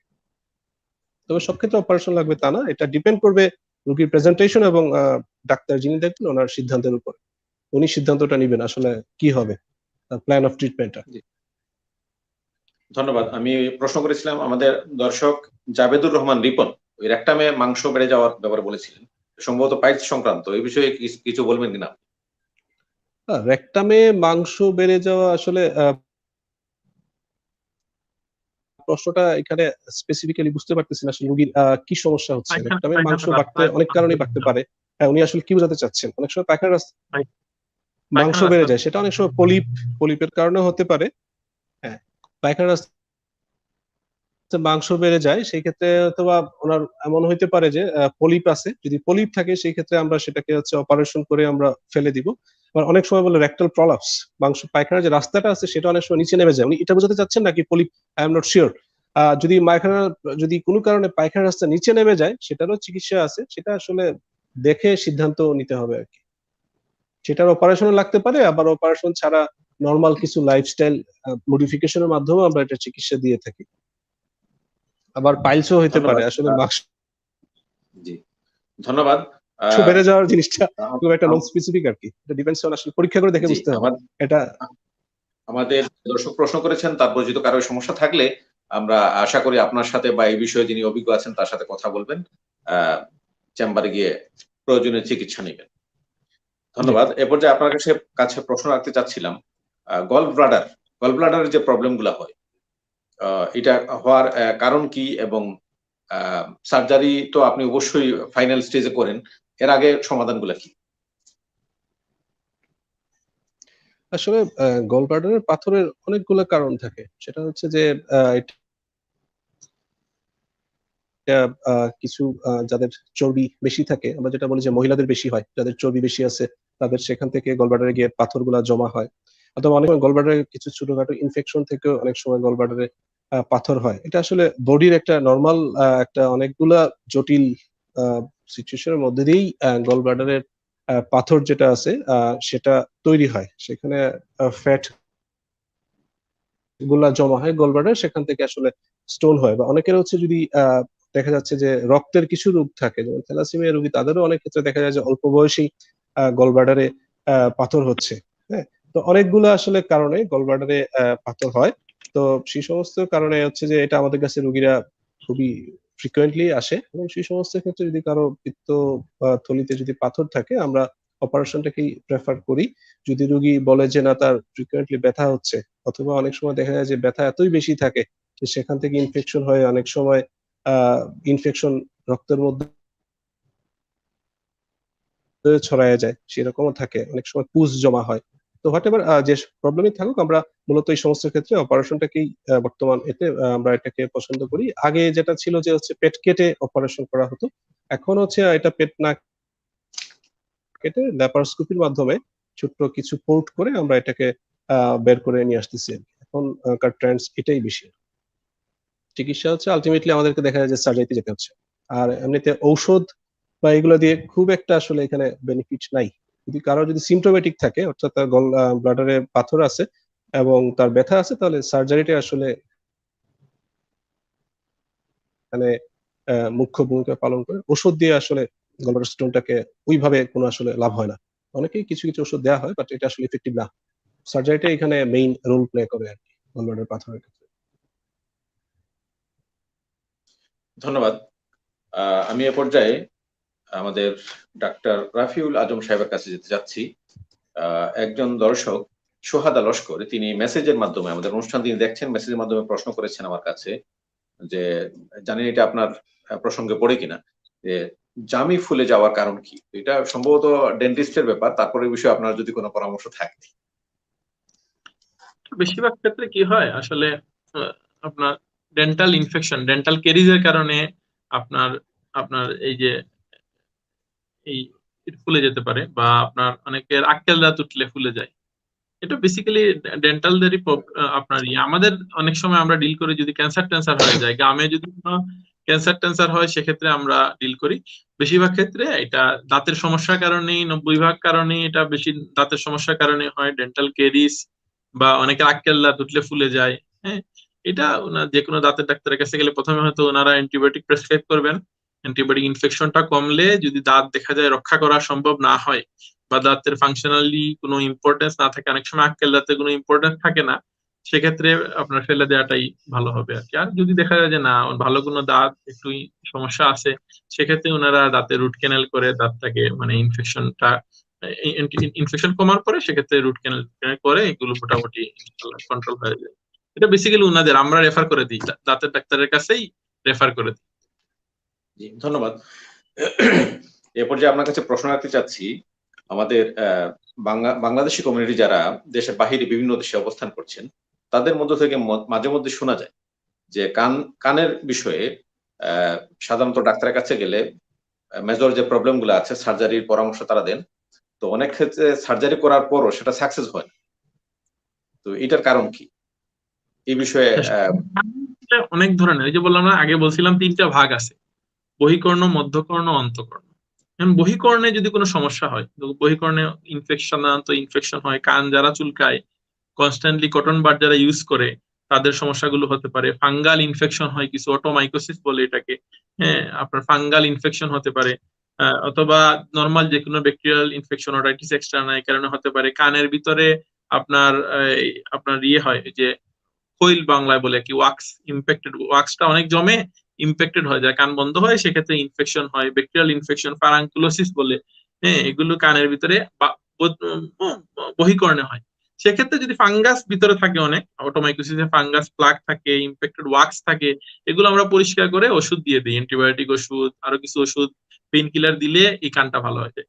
এখন আসেন, যদি বহিকর্ণে ওষুধ না হয়, মধ্যকর্ণে যদি অসুখ হয়, মধ্যকর্ণে কমন অসুখ যেটা আপনার ইনফেকশন হয়, 2 ভাগে ভাগ করি আমরা, acute otitis media, chronic otitis media. পর্দাটা যাদের ফেটে যায়, যাদের পর্দাটা ফাটা থাকে, তাদের তো ওষুধ দিলে ভালো হইলো, কিন্তু পর্দা তো আর জোড়া লাগতেছে না।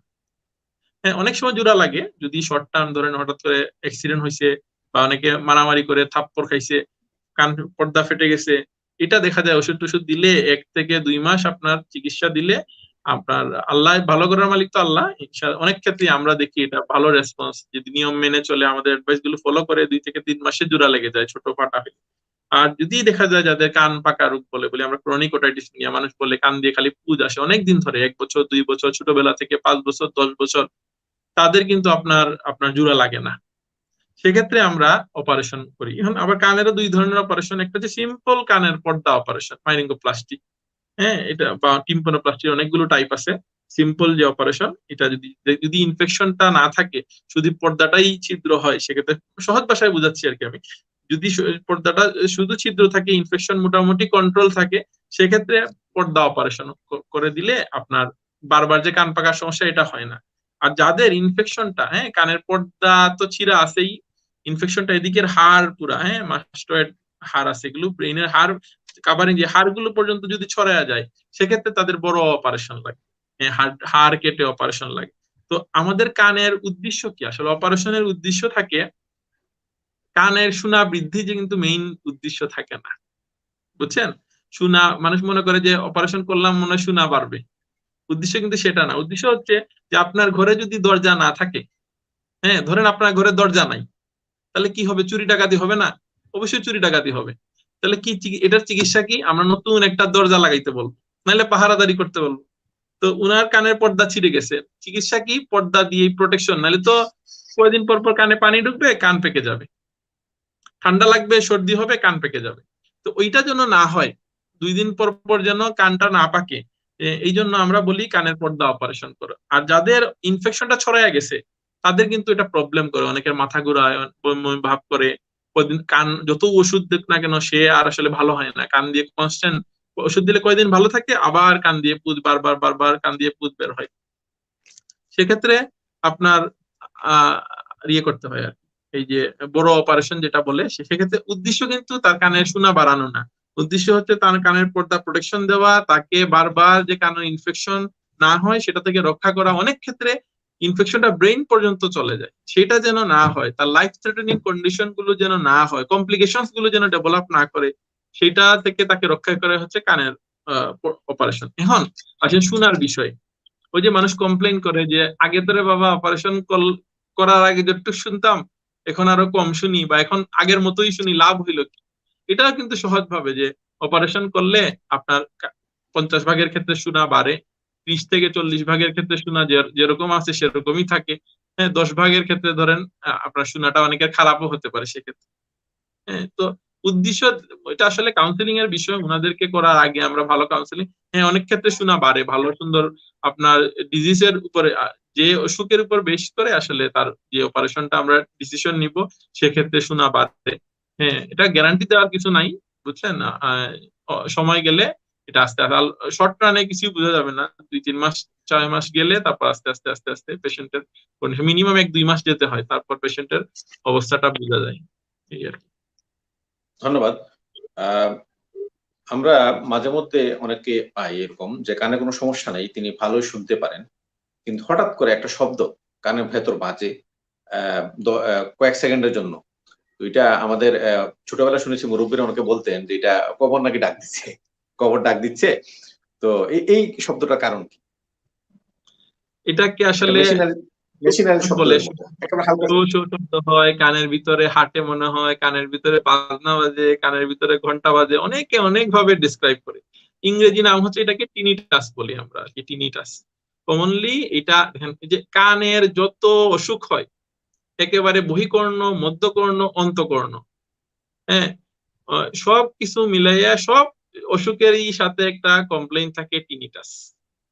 এখন যে জায়গায় বহিকর্ণের যে জিনিসটা আপনাকে আগে বললাম আমি, যে উনার যদি কানের বহিকর্ণে ইনফেকশন হইলো, ওয়াক্স থাকলো বা অটোমেটিক প্লাগ থাকলো, ওগুলো ভালো হইলে শোনা ভালো হবে। কানের পর্দা ছিঁড়া, তার তিনিটা ছোট হবে, পর্দা তো নাই।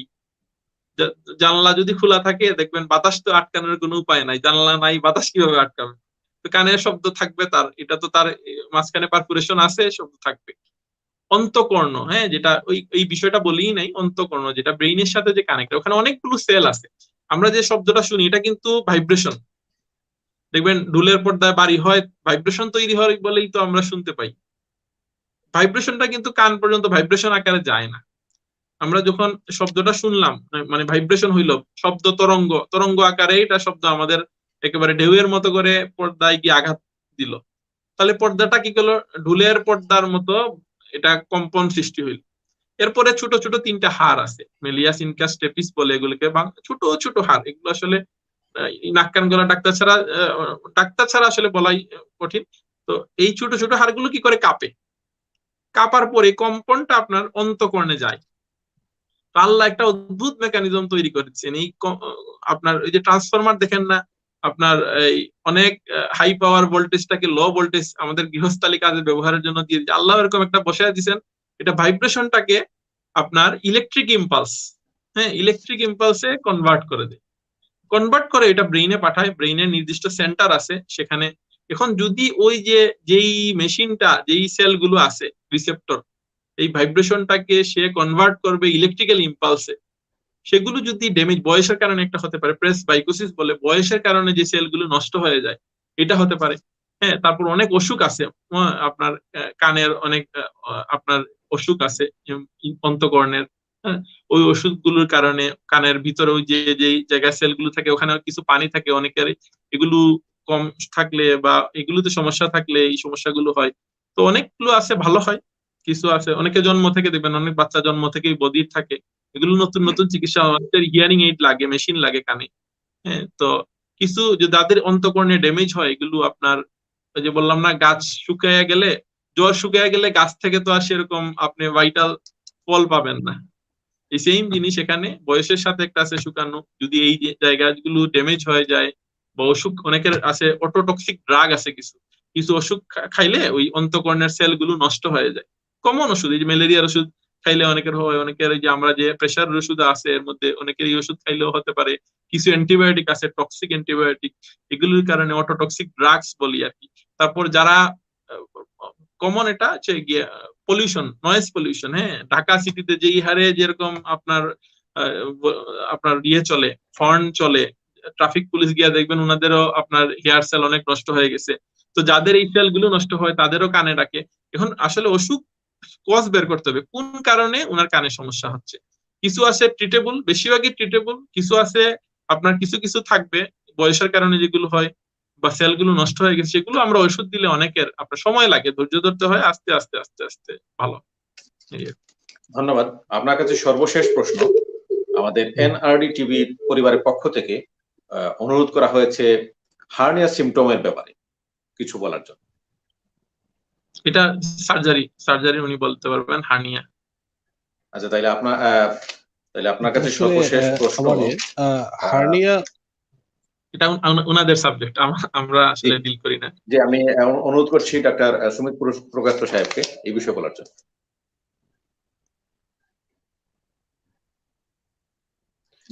হার্নিয়া আসলে অনেক কমন একটা ডিজিজ, যেটা আমরা জি হ্যাঁ, তো হার্নিয়াটা আসলে অনেক কমন একটা ডিজিজ। হার্নিয়া আসলে জিনিসটা কি? হার্নিয়া হচ্ছে যে যদি শরীরের কোনো একটা অংশ স্বাভাবিক যেখানে থাকার কথা সেখানে না থেকে সে আরেকটা অংশে ঢুকে যাচ্ছে, তখন এগুলোকে আমরা হার্নিয়া বলতেছি। আমরা যেটা সার্জারিতে ফ্রিকুয়েন্টলি যেটা আপনার ফেস করি বা যে রোগীগুলো দেখি, সেটা হচ্ছে যে আমরা যে পেটের নিচ দিক দিয়ে ইঙ্গুইনাল রিজন বলি আমরা, ইঙ্গুইনাল হার্নিয়া, এটা আসলে সবচাইতে বেশি। এদিক দিয়ে হচ্ছে যে পেটের কিছু কন্টেন্ট, কিছু আমরা স্মল ইন্টেস্টাইন বা অন্যান্য আরো কিছু জিনিস থাকে, সেইগুলা পেটের নিচ দিয়ে বের হয়ে যাচ্ছে, সেটা একটা থাকতে পারে। আবার এটা একদিকে হইতে পারে, দুই দিকে হইতে পারে, এটাকে আমরা ইগুইনাল হার্নিয়া বলতেছি। আবার কিছু কিছু হার্নিয়া আছে যে আপনার নাভির চারদিকে দেখা যাবে যে জায়গাটা ফুলে উঠতেছে, সে যখন দাঁড়াচ্ছে, কাশি দিচ্ছে, হ্যাঁ, তো দেখা যাচ্ছে সেই জায়গাটাতে ফুলে যাচ্ছে নাভির চারদিকে, এটা আমরা আম্বিলিকাল হার্নিয়া বলি। আবার কিছু কিছু হার্নিয়া আছে দেখা যাচ্ছে যে পেটের একদম মাঝ বরাবর, নাভির উপরে বাট বুকের নিচে মাঝ বরাবর কিছু কিছু হার্নিয়া থাকে, এগুলোকে আমরা এপিগাস্ট্রিক হার্নিয়া বলি। আবার দেখা গেল যে একজন মানুষের কোনো কারণে পেটের মধ্যে একটা অপারেশন হয়েছে, তার নর্মাল অন্য কোনো কারণে একটা অ্যাপেন্ডিক্স হয়েছে বা একটা অন্য কোনো পেটের অপারেশন হয়েছে অথবা হচ্ছে সিজার হয়েছে, তো সেই জায়গা দিয়ে যখন সে কাশি দিচ্ছে তখন ওই জায়গাটা ফুলে যাচ্ছে, এটাকে আমরা হার্নিয়া বলতেছি, এটাকে আমরা বলি যে ইনসিশনাল হার্নিয়া। তো এই ধরনের যখন থাকে, তো এই সমস্ত ক্ষেত্রে আসলে অধিকাংশ ক্ষেত্রেই বা আমরা বলবো যে সব ক্ষেত্রেই প্রায় সব ক্ষেত্রেই এখানে চিকিৎসা হচ্ছে সার্জারি, এটাতে আপনাকে অপারেশনে যাইতে হবে। কারণ এটা যদি এই সমস্ত যে জিনিসগুলা বের হয়ে আসে ওই সমস্ত জায়গা দিয়ে, সেইগুলো অনেক সময় পেস্ট লেগে যায়, তো সেই ক্ষেত্রে দেখা যাচ্ছে যে এটা অনেক সময় একটা লাইফ থ্রেটেনিং কন্ডিশন তৈরি করতে পারে। কাজে এটা যাতে না হয়, যদি এরকম কোনো সিমটম থাকে কারো, তাহলে সেই ক্ষেত্রে তাকে সার্জারি বিশেষজ্ঞের সাথে পরামর্শ করতে হবে এবং দেখে পরীক্ষা নিরীক্ষা করে তারপর ডিসিশন হবে যে তার কি চিকিৎসা আসলে লাগবে। এটা আমাদের ট্রিটমেন্ট সার্জারি আমরা করি সবসময়, এটা ঔষধে বা অন্য কিছুতে আসলে বেনিফিটেড হওয়ার কোনো সুযোগ নেই এই সমস্ত ক্ষেত্রে। ধন্যবাদ। আপনার কাছে সর্বশেষ প্রশ্ন, ক্যান্সার বা টিউমার খাদ্যনালীতে সাধারণত হলে দেখা যায় অনেক ক্ষেত্রে কেমোথেরাপি দেওয়া হয়, রেডিওথেরাপি দেওয়া হয়। তো অনেকের শরীরে কেমোথেরাপির যে প্রেশার সেটা সে সহ্য করতে পারে না তার শরীর, রেডিওটাও অনেক ক্ষেত্রে তার জন্য কঠিন হয়ে যায়। তো এই ক্ষেত্রে আপনার সার্জারি, খাদ্যনালী টিউমারের ক্ষেত্রে যে সার্জারিটা করা হয়, সেই ক্ষেত্রে রোগীর সুস্থ হওয়ার নিশ্চয়তা, আশাবাদ কতটুকু থাকে? পুরোপুরি তিনি সুস্থ হয়ে যাবেন, কেমো বা রেডিওথেরাপির দরকার হবে না? আসলে ক্যান্সার সার্জারি, খাদ্যনালীর ক্যান্সার বা যে কোনো জায়গাতে ক্যান্সার, এটা ডিপেন্ড করে যে সে কতটুকু লাভবান হবে, টোটালি ডিপেন্ডস অন সে কোন পর্যায়ে আসছে। এখন একটা রোগী অনেক আমাদের দেশে যেটা হয় যে অ্যাডভান্স পর্যায়ে রোগীরা সবসময় আসে, তো এই সমস্ত ক্ষেত্রে আসলে আপনার রোগীকে ওই রকম বেনিফিট আমরা দিতে পারি না। কারণটা হচ্ছে সে যদি প্রাথমিক পর্যায়ে আসতো, যেমন ধরেন যে খাদ্যনালীর ক্যান্সার যেটা স্টমাকের যে ক্যান্সার, জাপানে হচ্ছে এটার হচ্ছে সবচেয়ে ভালো ওরা কিওর হয়। কারণটা হচ্ছে যে ওদের প্রেজেন্টেশন গুলা খুব আর্লি হয়, ওরা খুব তারা রোগটা খুব প্রাথমিক পর্যায়ে ধরতে পারে, এই কারণে ওরা চিকিৎসা দিলে রোগীরা অনেক দিন পর্যন্ত বেঁচে থাকে। আমাদের দেশের রেসপেক্টে রোগীরা, অধিকাংশ রোগী একদম একটা অ্যাডভান্স স্টেজে আসে, যে সমস্ত ক্ষেত্রে আসলে আমরা তাদেরকে পুরাপুরি চিকিৎসার যে সুবিধা বা যেটা সাপোর্ট যেটা সেটা আসলে দিতে পারে। এই সমস্ত ক্ষেত্রে আপনার সে কোন দিক দিয়ে যাবে, সে কি সার্জারি করবে, কেমো দিবে না রেডিও দিবে, এটা আসলে আমরা ক্যান্সার বিশেষজ্ঞ এবং সার্জন এবং আরো কিছু বিশেষজ্ঞ মিলে আসলে একটা ডিসিশন নিতে হয়। তবে কেমোথেরাপি সার্জারির অল্টারনেটিভ না, আবার সার্জারিও শুধুমাত্র যে করলেই রোগী ভালো হয়ে যাবে এরকমও না। এটা একটা কম্বাইন্ড একটা প্রসিডিউর, রোগীর সার্জারি লাগতে পারে, সার্জারির সাথে হচ্ছে কেমোথেরাপি লাগতে পারে, রেডিওথেরাপি লাগতে পারে, আবার হচ্ছে আমরা একটা অপারেশনের আগেও দিই, অপারেশনের পরেও দিই। সো এটা আসলে অনেকগুলা সিচুয়েশনের উপর নির্ভর করে যে সে আসলে ওই জায়গাটুকুতে সে মানে ধাক্কা নিতে পারবে কিনা, সে অপারেশনের যে একটা যে লোড আছে, যে স্ট্রেস আছে, সেই স্ট্রেসটা রোগী নিতে পারবে কিনা, এটা রোগীর শারীরিক কন্ডিশন এবং হচ্ছে যে অনেক কিছুর উপরে আসলে নির্ভর করে। শুধু একটার উপরে আমরা বেসিস করে আমরা একটা চিকিৎসার যে প্ল্যান যেটা আছে এটা নির্ণয় করি না, এটা আমাদেরকে অনেকগুলো জিনিসের উপর চিন্তা ভাবনা করে তারপরে হচ্ছে আমরা একটা ডিসিশনে যাই যে আপনার জন্য এটা ভালো বা আমরা আপনার জন্য এইভাবে যাব। ধন্যবাদ। দর্শক শ্রোতার আরো অনেক প্রশ্ন ছিল। আমরা বিশাল বিশাল দুইটা সাবজেক্ট চিকিৎসা বিজ্ঞানের একত্র করে আজকের এই অনুষ্ঠান করছি। তো এখানে 1 ঘন্টার প্রোগ্রামে দুইটা বিষয়কে পুরোপুরি সময় আমরা দিতে পারছি না। এক একটা বিষয় হয়তো ঘন্টা, 1.5 ঘন্টা, 2 ঘন্টা আলোচনা চালানো যেত। তো যেহেতু দর্শক শ্রোতারও ধৈর্যের ব্যাপার আছে, আপনারাও আপনাদের মূল্যবান সময় আমাদের সাথে ব্যয় করছেন, তাই আমরা আর প্রশ্নে না গিয়ে সমাপনী বক্তব্যের দিকে আমরা এগোবো। আমি সর্বপ্রথম ডাক্তার রাফিউল আজম গৌরী সাহেবের কাছে সমাপনী বক্তব্য শুনতে চাচ্ছি। আমাদের এই যে করোনাকালীন সময়ে আপনার পরামর্শ অনেক কিছু চলে এসেছে কথাবার্তার মধ্যে, তারপরও দেশে বিদেশে থাকা আমাদের বাংলাদেশি কমিউনিটি বিশেষত যারা আছেন, যারা আমাদের অনুষ্ঠান দেখছেন বা ভবিষ্যতে রেকর্ডিং এ দেখবেন, তাদের উদ্দেশ্যে এই করোনাকালীন সময়ে আমাদের এক্স্যাক্টলি কি করণীয়? এই যে লকডাউন শাটডাউনের মধ্যে আমরা গৃহবন্দী আছি, প্রয়োজনীয় ক্ষেত্রে অনেক ক্ষেত্রে ডাক্তারের কাছে যেতে পারছি না, অনেক আইন শৃঙ্খলা বাহিনী অনেক প্রশ্নের সম্মুখীন হতে হচ্ছে, অনেকে অভিযোগ করছেন যে সবকিছু থাকা সত্ত্বেও অনেক অপ্রয়োজনীয় অনেক প্রশ্নের সম্মুখীন হতে হয়। তো আইন শৃঙ্খলা বাহিনীও তাদের হাত পা বাঁধা, তারাও এই সব লকডাউনের মধ্যে শাটডাউনের মধ্যে লোকজনকে কন্ট্রোল করতে গিয়ে তাদেরকে অনেক ক্ষেত্রে কড়া ভূমিকা নিতে হচ্ছে। তো এই অবস্থায় আমাদের এই দর্শক শ্রোতা কি করণীয়? আপনার পক্ষ থেকে আমরা সমাপনী বক্তব্য শুনতে পাচ্ছি। মহামারীর অবস্থা কিন্তু আসলে খুবই প্যাথেটিক, বুঝছেন? এখন যে অবস্থা চলছে, আজকের যেটা আমরা রিপোর্ট পাইলাম, আজকে হচ্ছে গিয়ে রেকর্ড বাংলাদেশে 230 জন মানুষ আজকে মারা গেছে। এ যাবৎকালের হাইয়েস্ট, শুধু করোনা পজিটিভ। সাসপেক্টেড ধরেন আরো 200-300 মিনিমাম, 300 থেকে 400 আরো সাসপেক্ট, ওগুলো তো লিস্টে আপনার আসে না। শুধু পজিটিভ যারা সেরাই মারা গেছে, এ যাবৎকালের রেকর্ড আপনার 230 জন মারা গেছে। আক্রান্ত হয়েছে সেটাও আজকে রেকর্ড প্রায় নিয়ারলি 12,000-এর মতো, বুঝছেন? আর সিলেটেও আজকে রেকর্ড প্রায় 600-র উপরে আজকে পজিটিভ। মানে ভয়ঙ্কর অবস্থা চলতেছে। আপনার শামসুদ্দিন হাসপাতাল, আমি যেখানে আছি, এটা তো করোনা ডেডিকেটেড হাসপাতাল, কোনো সিট নাই, বুঝছেন? মানুষজন এসে কান্না শুরু করে দেয় যে স্যার একটা সিট দেন। আপনার নিজের, আমরা ডিউটিতে যখন থেকে আমাদের নিজের খুব কষ্ট লাগে যে সে তার বাবা মাকে নিয়ে আসছে, আমরা সিট একটা দিতে পারছি, কাঁদতেছে। ভালো ভদ্র করে মানুষজন, টাকা পয়সার অন্য জায়গায় সিট নাই। মাউন্টেড ওরা বলেন, ইবনে সিনা তো করোনা রাখতেছে না, আপনার women's medical, north east, Ragib Rabeya, সব জায়গায় সিট ফিল। আইসিইউ তো অলরেডি ফিল আপ, আইসিইউ তো কোনো সিট নাই। কালে ভদ্রে একজন মারা গেলে, খুব 2-1 জন ভালো হইলে সিট গুলো খালি হয়, সাথে সাথে 4-5 জন রেডি থাকেন, তাড়াতাড়ি বুকড হয়ে যাচ্ছেন। তো এই যে খারাপ অবস্থা, এত মহামারী, আমরা তো খুব একটা মানে ভয়ঙ্কর অবস্থার মধ্যে আছি, বুঝছেন? পৃথিবীর অন্যান্য জায়গার খবর বুঝতেছি না, বাংলাদেশের অবস্থা খুব এখন মানে একেবারে সুতার উপরে লেভেল লেভেল হয়ে আছে। আর কয়েকদিন গেলে ইন্ডিয়ার মতো রাস্তায় মানুষজন বিনা চিকিৎসায় মানে মারা যাবে, এই অবস্থার মধ্যে আছে। এখন আমাদের কি করতে হবে দেখেন, সবাইকে, বিদেশে আছেন যারা, বাইরে আছেন যারা, আত্মীয় স্বজনদেরকে, দেশের মানুষদেরকে ভালো করে বুঝাতে হবে। 1 নাম্বার জিনিস এটা হচ্ছে মাস্ক পরতে হবে। মাস্ক পরতেই হবে। আজকে আমি গেলাম চেম্বারে, যাওয়ার সময় আপনার 10% মানুষের মুখেও মাস্ক পাই। যাদের আছে তাদেরও আবার অর্ধেকের চেয়ে বেশি হচ্ছে মাস্ক হচ্ছে এই জায়গায় নিচে, বুঝছেন? মাস্কটা পড়তে পারতেছে না। আইন শৃঙ্খলা বাহিনী চেষ্টা করতেছে কি, গাড়ি আটকাচ্ছে, হ্যাঁ, মানুষজন দোকানপাট বন্ধ, এটা সম্ভব না আসলে। আপনার ঘরে খাবার না থাকলে সে বের হবে না, কাজ থাকলে সে বের হবে না, রুগী নিয়ে সে যাবে না, হ্যাঁ, যে অফিসে আছে সে বের হবে না, তাকে তো বের হতে দিতে হবে। কি করা উচিত? করা উচিত হচ্ছে মাস্ক যে পরবে না জরিমানা করে, যে জরিমানা দিতে পারবে না তাকে শাস্তি দেন। মাস্ক পরাটা 100% ইনশিওর করতে হবে। এটা যার পরিবারে আক্রান্ত হয়েছে সে পর্যন্ত মানে না। বুঝছেন, আমাদের তো অনেক মানুষজন আছে পরামর্শ নেয়, ফোনে নেয়, এমনিতেও নেয়। যে পরিবারে আক্রান্ত হয়েছে করোনায় মারা গেছে সেও 2 দিন পরে আর মানে না, মাস্ক পরতে নাকি ভালো লাগে।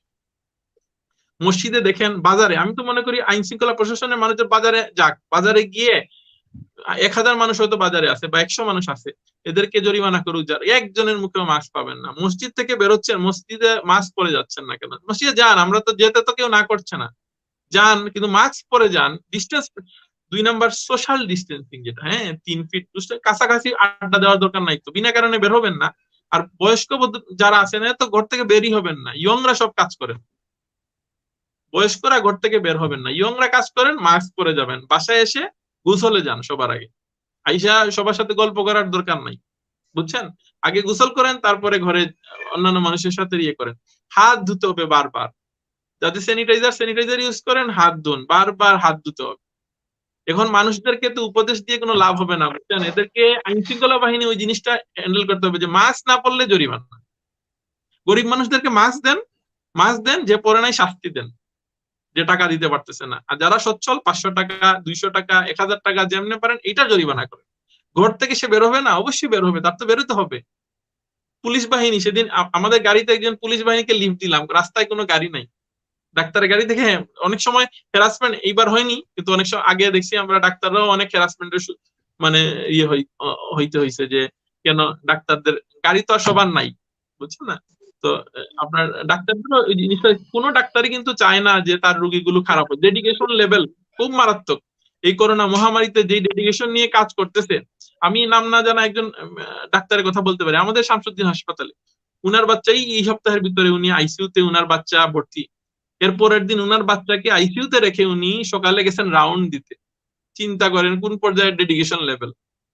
আরো ডাক্তার কিন্তু আছেন, কিন্তু যদি ম্যানেজমেন্টে যদি কোনো প্রবলেম হয়, উনি উনার বাচ্চা ছেলেকে আইসিইউতে, কোনো মানুষের পক্ষে এটা কতটুকু ডেডিকেশন থাকলে উনি যাচ্ছেন। উনার বাচ্চা অন্য একটা অসুখে আইসিইউতে ভর্তি, আমাদেরকে বলেন না এই অবস্থা, উনি লুকিয়া আইসিইউ হাসপাতালে গেছেন রাউন্ড দিতে। সবাই চাচ্ছে যে এই মহামারীটা যেভাবে হোক যাক। আমরাও চাই না, আর ভাল লাগতেছে না আমাদের, আমরা একেবারে অবস্থা খারাপ, আমাদের একেবারে গলার উপরে উঠে গেছে যে আর চাচ্ছি না, আর করোনা আমরা চাই না এই দেশ থেকে। কিন্তু মানুষজন মাস্ক পরে না, সোশ্যাল ডিস্টেন্সিং এর কিছু নাই, পেটে খাবারের জন্য জীবন জীবিকা এটা রাখতে হবে, সরকারকে দোষ দিয়ে লাভ নাই, বুঝছেন? আপনি রিক্সাওয়ালার কি রিক্সা ভেঙে দিবেন? সে খাবে কি? এটা তো সম্ভব না। আর যেটা করতে হবে, টিকা, মানুষের টিকা নিয়ে অদ্ভুত একটা জিনিস, ইন্ডিয়ার টিকা দিব না, এই দেশের টিকা দিব না, ওই টিকা দিব না, টিকা দিলে এই সমস্যা, টিকা দিলে এই সমস্যা, মানে অদ্ভুত অদ্ভুত মানুষের মানে ইয়ে। আর নিজের আত্মীয় স্বজনদেরও ম্যানেজ করতে পারতেছে না যে বাবা টিকা দেন, টিকা দেন। অন্যান্য দেশ দেখেন, লন্ডন, আমেরিকা, তারা আস্তে একটু একটু করে বেরোচ্ছে। কেমনে বেরোচ্ছে? টিকার জন্য বেরোতে পারতেছে। এখন টিকা আসতেছে 50 লাখ, 2 কোটি টিকার মতো অ্যারেঞ্জমেন্ট হয়ে যাচ্ছে অলরেডি। আমি 35 বছর পর্যন্ত দিয়ে দিচ্ছে সরকার। সবাই গণহারে টিকা দেওয়ান, দেশে, দেশের বাইরে, বিদেশের ছেলে, যেই ছেলে বিদেশে থাকে যার, তার কথা বাবা মা বেশি শুনে, বুঝছেন? দেশের ছেলেদের কথা কম শুনবে। তো বিদেশে যারা আছেন ওনারা আপনাদের বাবা মাকে বুঝান, টিকা দেওয়ান, বলবেন ঘর থেকে বের হওয়া নিষেধ বয়স্কদের, ইয়ংরা যারা বের হবে তারা যেন মাস্ক পরে। এইটাই হচ্ছে আমার উপদেশ। চিকিৎসার জন্য হাসপাতাল, অক্সিজেন সংকট, আর বেশি দিন নাই, সিলেটে বিনা চিকিৎসায় মানুষ মরে। আমাদের খারাপ লাগে আসলে, কান্নাই চলে আসে মাঝে মাঝে, যে লোকটা কান্না করতেছে ঈশা যে আমার বাবাকে একটা সিট দেন স্যার, একটা সিট, এত অভাব হয়ে গেল যে একটা সিট দিতে পারতেছি না আমরা। চিন্তা করেন তো, এটা তো দুঃখের বিষয়। এটা কিন্তু খুবই আপনার প্যাথেটিক লাগবে, সে করোনা পজিটিভ হয়ে গেছে, সিট দিতে পারতেছি না আমরা, এত অবস্থা। আর যখন আমাদের সামনে মারা যাবে কি করব আমরা, বলেন তো? কেউই তো চায় না মারা যাক, সবারই তো আত্মীয় স্বজন আছে নাকি? কেউ যে, সবার আত্মীয় স্বজন অসুস্থ হচ্ছে। দেখেন আপনার পরিবারেও খোঁজ নিলে পাবেন, লতায় পাতা যারা আত্মীয় আছে, কেউ না কেউ করোনা আক্রান্ত হয়েছে, কেউ না কেউ মারা গেছে, সবাই পাবে। তারপরও কিভাবে বিনা মাস্ক পরে ঘুরেন? আজকে এত লকডাউনে তো অবস্থা খারাপ, আজকেও তো 90% মানুষের মুখে মাস্ক নাই। এটাই আমার হচ্ছে গিয়ে এই 3-4টা জিনিস, মাস্ক পরেন, সোশ্যাল ডিস্টেন্সিং মেনটেন করেন, টিকা দেওয়ান, এটাই আমার হচ্ছে গিয়ে সবার কাছে প্রার্থনা। অন্য অসুখ টসুখ আমরা রাখবো, এগুলো অত বেশি না, এগুলোর কারণে মরছে। করোনার 90% তো এমনি ভালো হয়ে যাচ্ছে, 10% হসপিটালাইজেশন লাগতেছে। চিন্তা করেন, হসপিটাল ভর্তি, মানে কি পরিমাণ মানুষ আক্রান্ত। 10% হাসপাতাল, এই আমাদের হাসপাতাল ভর্তি, এখন জায়গা নাই। উসমানীতেও যে ওয়ার্ড খুলছে 27 নাম্বার ভরে গেছে, 26 নাম্বারও মানে বড়ই বড়ই করতেছে। আর এরপরে কি হলে কি হবে আল্লাহ মানে, এরপরে কি হবে? এখন পর্যন্ত পাঠাচ্ছি তো আমরা উসমানী, এরপরে কি হবে? এটা যদি ফিল আপ হয়ে যায় শেষ। এটাই আর কি। ঠিক আছে, সবাই ভালো থাকুন। ধন্যবাদ। আল্লাহ আপনাকে ধন্যবাদ। হেফাজত করুন। এ পর্যায়ে আমি সমাপনী বক্তব্য রাখার জন্য আহ্বান জানাচ্ছি ডাক্তার সুমিত পুরকায়স্থ সাহেবকে।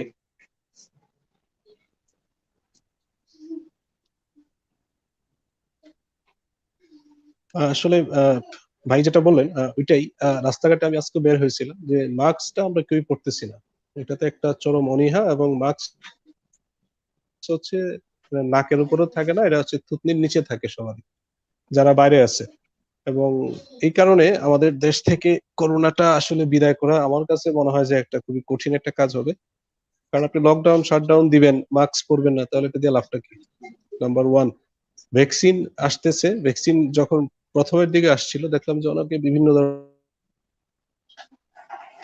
কথাবার্তা, ভ্যাকসিনটাও নিবে না। তো আপনি এটা সায়েন্সের বাইরে গিয়ে আপনি কখনো করোনাকে আপনি হারাইতে পারবেন না।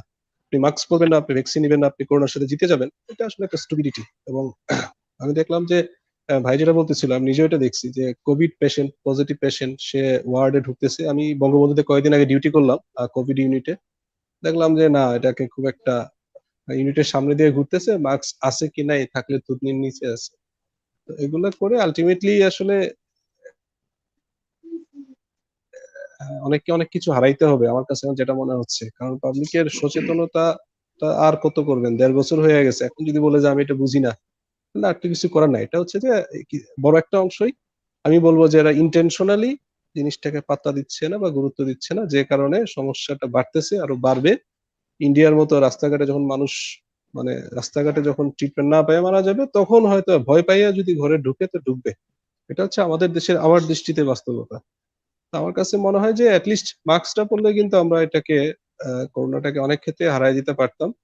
এখন যারা সচেতন তাদের ইনফেকশনও কম হচ্ছে, এটাও সত্য। যারা ভ্যাকসিন নিছে, আমি দেখলাম যে আগে যে যখন করোনাটা প্রথম দিকে শুরু হয়েছিল তখন কিন্তু প্রচুর ডাক্তার ইনফেক্টেড হয়েছে এবং অনেকেই মারা গেছে, প্রায় এখন পর্যন্ত 250-র মতো ডাক্তার বাংলাদেশে মারা গেছে।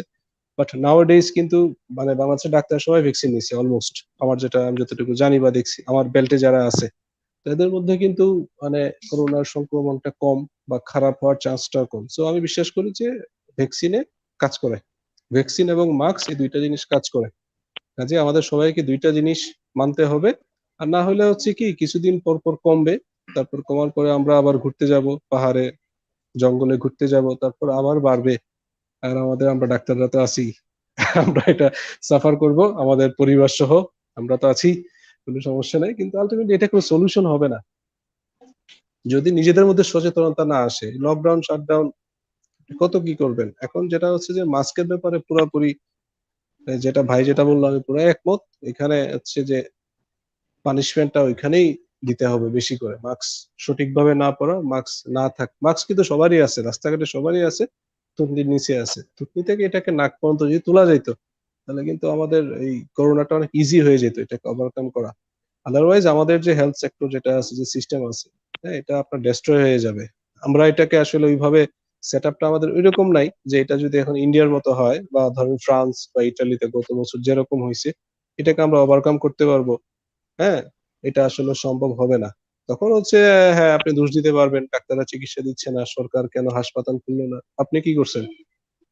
আপনার দায়িত্বটা তো আপনি করেন না, আপনি মাস্ক পরেন না, আপনি ইচ্ছা মতো ঘুরতে গেছেন। আমি তো দেখি যে কম বয়সী ছেলে মেয়ে, হ্যাঁ, ছেলেরা হুন্ডা নিয়ে ঘুরতেছে, আড্ডা মারতেছে।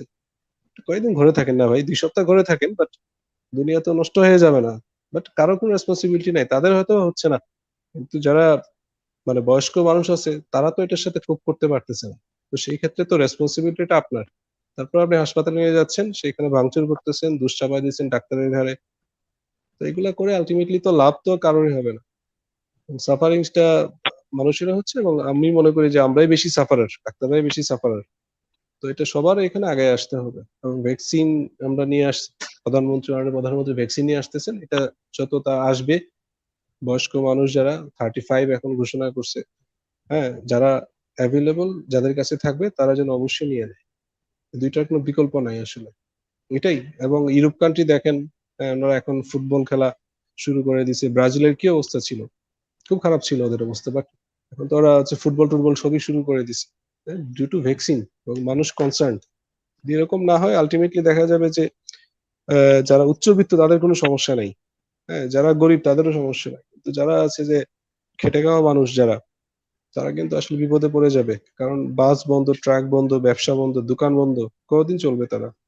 সম্ভব না এটা। কাজে নিজের স্বার্থে, হ্যাঁ, আমি বলবো যে ওই শ্রেণীর মানুষগুলাই যারা বাইরে একটু কর্মজীবী মানুষ আছে তাদের মধ্যে অসচেতনতা বেশি। যারা চাকরি বাকরি করে একটু শিক্ষিত তারা কিন্তু মাস্ক পরে, ডেফিনেটলি পরে। ডিস্টেন্সটা আমাদের দেশে আসলে মেনটেন করা সম্ভব না, এটা সম্ভব না, বাট মাস্কটা তো আমরা পরতেই পারি। কিন্তু এই জায়গাটাতে হচ্ছে যে একটা, মানে বলবো যে এটা পড়াটাকে অনেকে এটা একটা একটা মানে ভীরুতা মনে করে, বা না পড়াটাকে একটা স্মার্টনেস মনে করে যে আমি কেন মাস্ক। আমি শুক্রবারের নামাজে গেছিলাম, নামাজে গিয়ে দেখলাম আলটিমেটলি হচ্ছে যে এটা পুরা- যদি আমরা করতেই থাকি,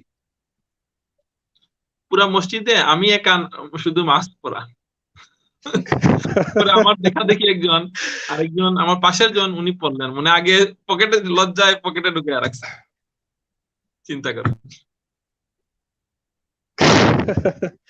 কিছু আসলে করার নাই এখন। ওই জিনিসটা কেন জানি প্রকাশ তো, আসতেছে না।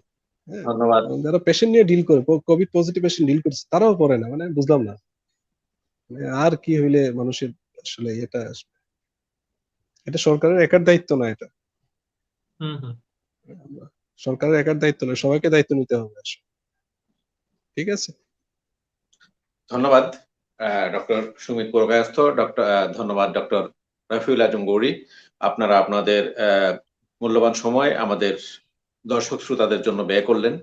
আশা করি দর্শক শ্রোতা আমাদের এই দুইজন চিকিৎসকের পরামর্শ মতো চলবেন, নিজেদের জীবনকে সুস্থ রাখতে, নিজেকে সুস্থ রাখতে, সমাজকে নিরাপদ রাখতে, দেশকে বাঁচাতে সকলে সহযোগিতা করবেন, মাস্ক পরে চলাফেরা করবেন, আইন শৃঙ্খলা বাহিনীকে সহযোগিতা করবেন। আমরা আমাদের এই অনুষ্ঠান পরবর্তীতে অব্যাহত রাখবো অন্য কোনো বিষয়ক ডাক্তার, বিশেষজ্ঞ ডাক্তারকে নিয়ে আমরা দর্শক শ্রোতাদের বিভিন্ন প্রশ্ন উত্তর দেব। আজকে অ্যাডভোকেট সুমন এবং শাহানা লস্কর সহ আর অনেকে আমাদেরকে কমেন্টে মেসেজে প্রশ্ন করেছেন, সব প্রশ্নের উত্তর আমরা এখানে দিতে পারিনি। আপনাদের আর কোনো সমস্যা থাকলে এই দুই সাবজেক্টের উপরে আমাদের দুজন বিশেষজ্ঞ চিকিৎসক আছেন, ওনাদের চেম্বারে যোগাযোগ করতে পারেন, অথবা এই বিষয়ে যারা অভিজ্ঞতা আছেন অন্যান্য ডাক্তার তাদের কাছে যেতে পারেন। সুপ্রিয় দর্শক শ্রোতা, আমাদের অনুষ্ঠান এখন আমরা শেষ করব। শেষ করার আগে বলতে চাই, আগামীকাল বাংলাদেশ সময় রাত 9 ঘটিকা এবং যুক্তরাজ্যের সময় বিকাল 4 ঘটিকার সময় আমাদের একটি লাইভ টেলিকাস্ট রয়েছে। চলছে করোনা মহামারী, অসহায় মানুষের জন্য কি করা জরুরি, এই বিষয়ে একটি লাইভ অনুষ্ঠান রয়েছে। আশা করি আপনারা দেখবেন, আমাদের সাথে থাকবেন। আর যারা আমাদের অনুষ্ঠান দেখলেন, কমেন্ট করলেন, আমাদের প্যানেলে থাকা ডক্টর সহ এবং আমাদের টেকনিক্যাল সাপোর্ট টিমে ছিলেন এমদাদুল ইসলাম এমরান সহ আরো যারা আমাদেরকে সহযোগিতা করলেন, দেশে বিদেশে থাকা সকল দর্শক শ্রোতা সকলকে ধন্যবাদ জানিয়ে আজকের অনুষ্ঠান এখানে শেষ করছি। সকলে ভালো থাকুন, সুস্থ থাকুন, আনন্দে থাকুন, হাসি খুশি থাকুন। ধন্যবাদ।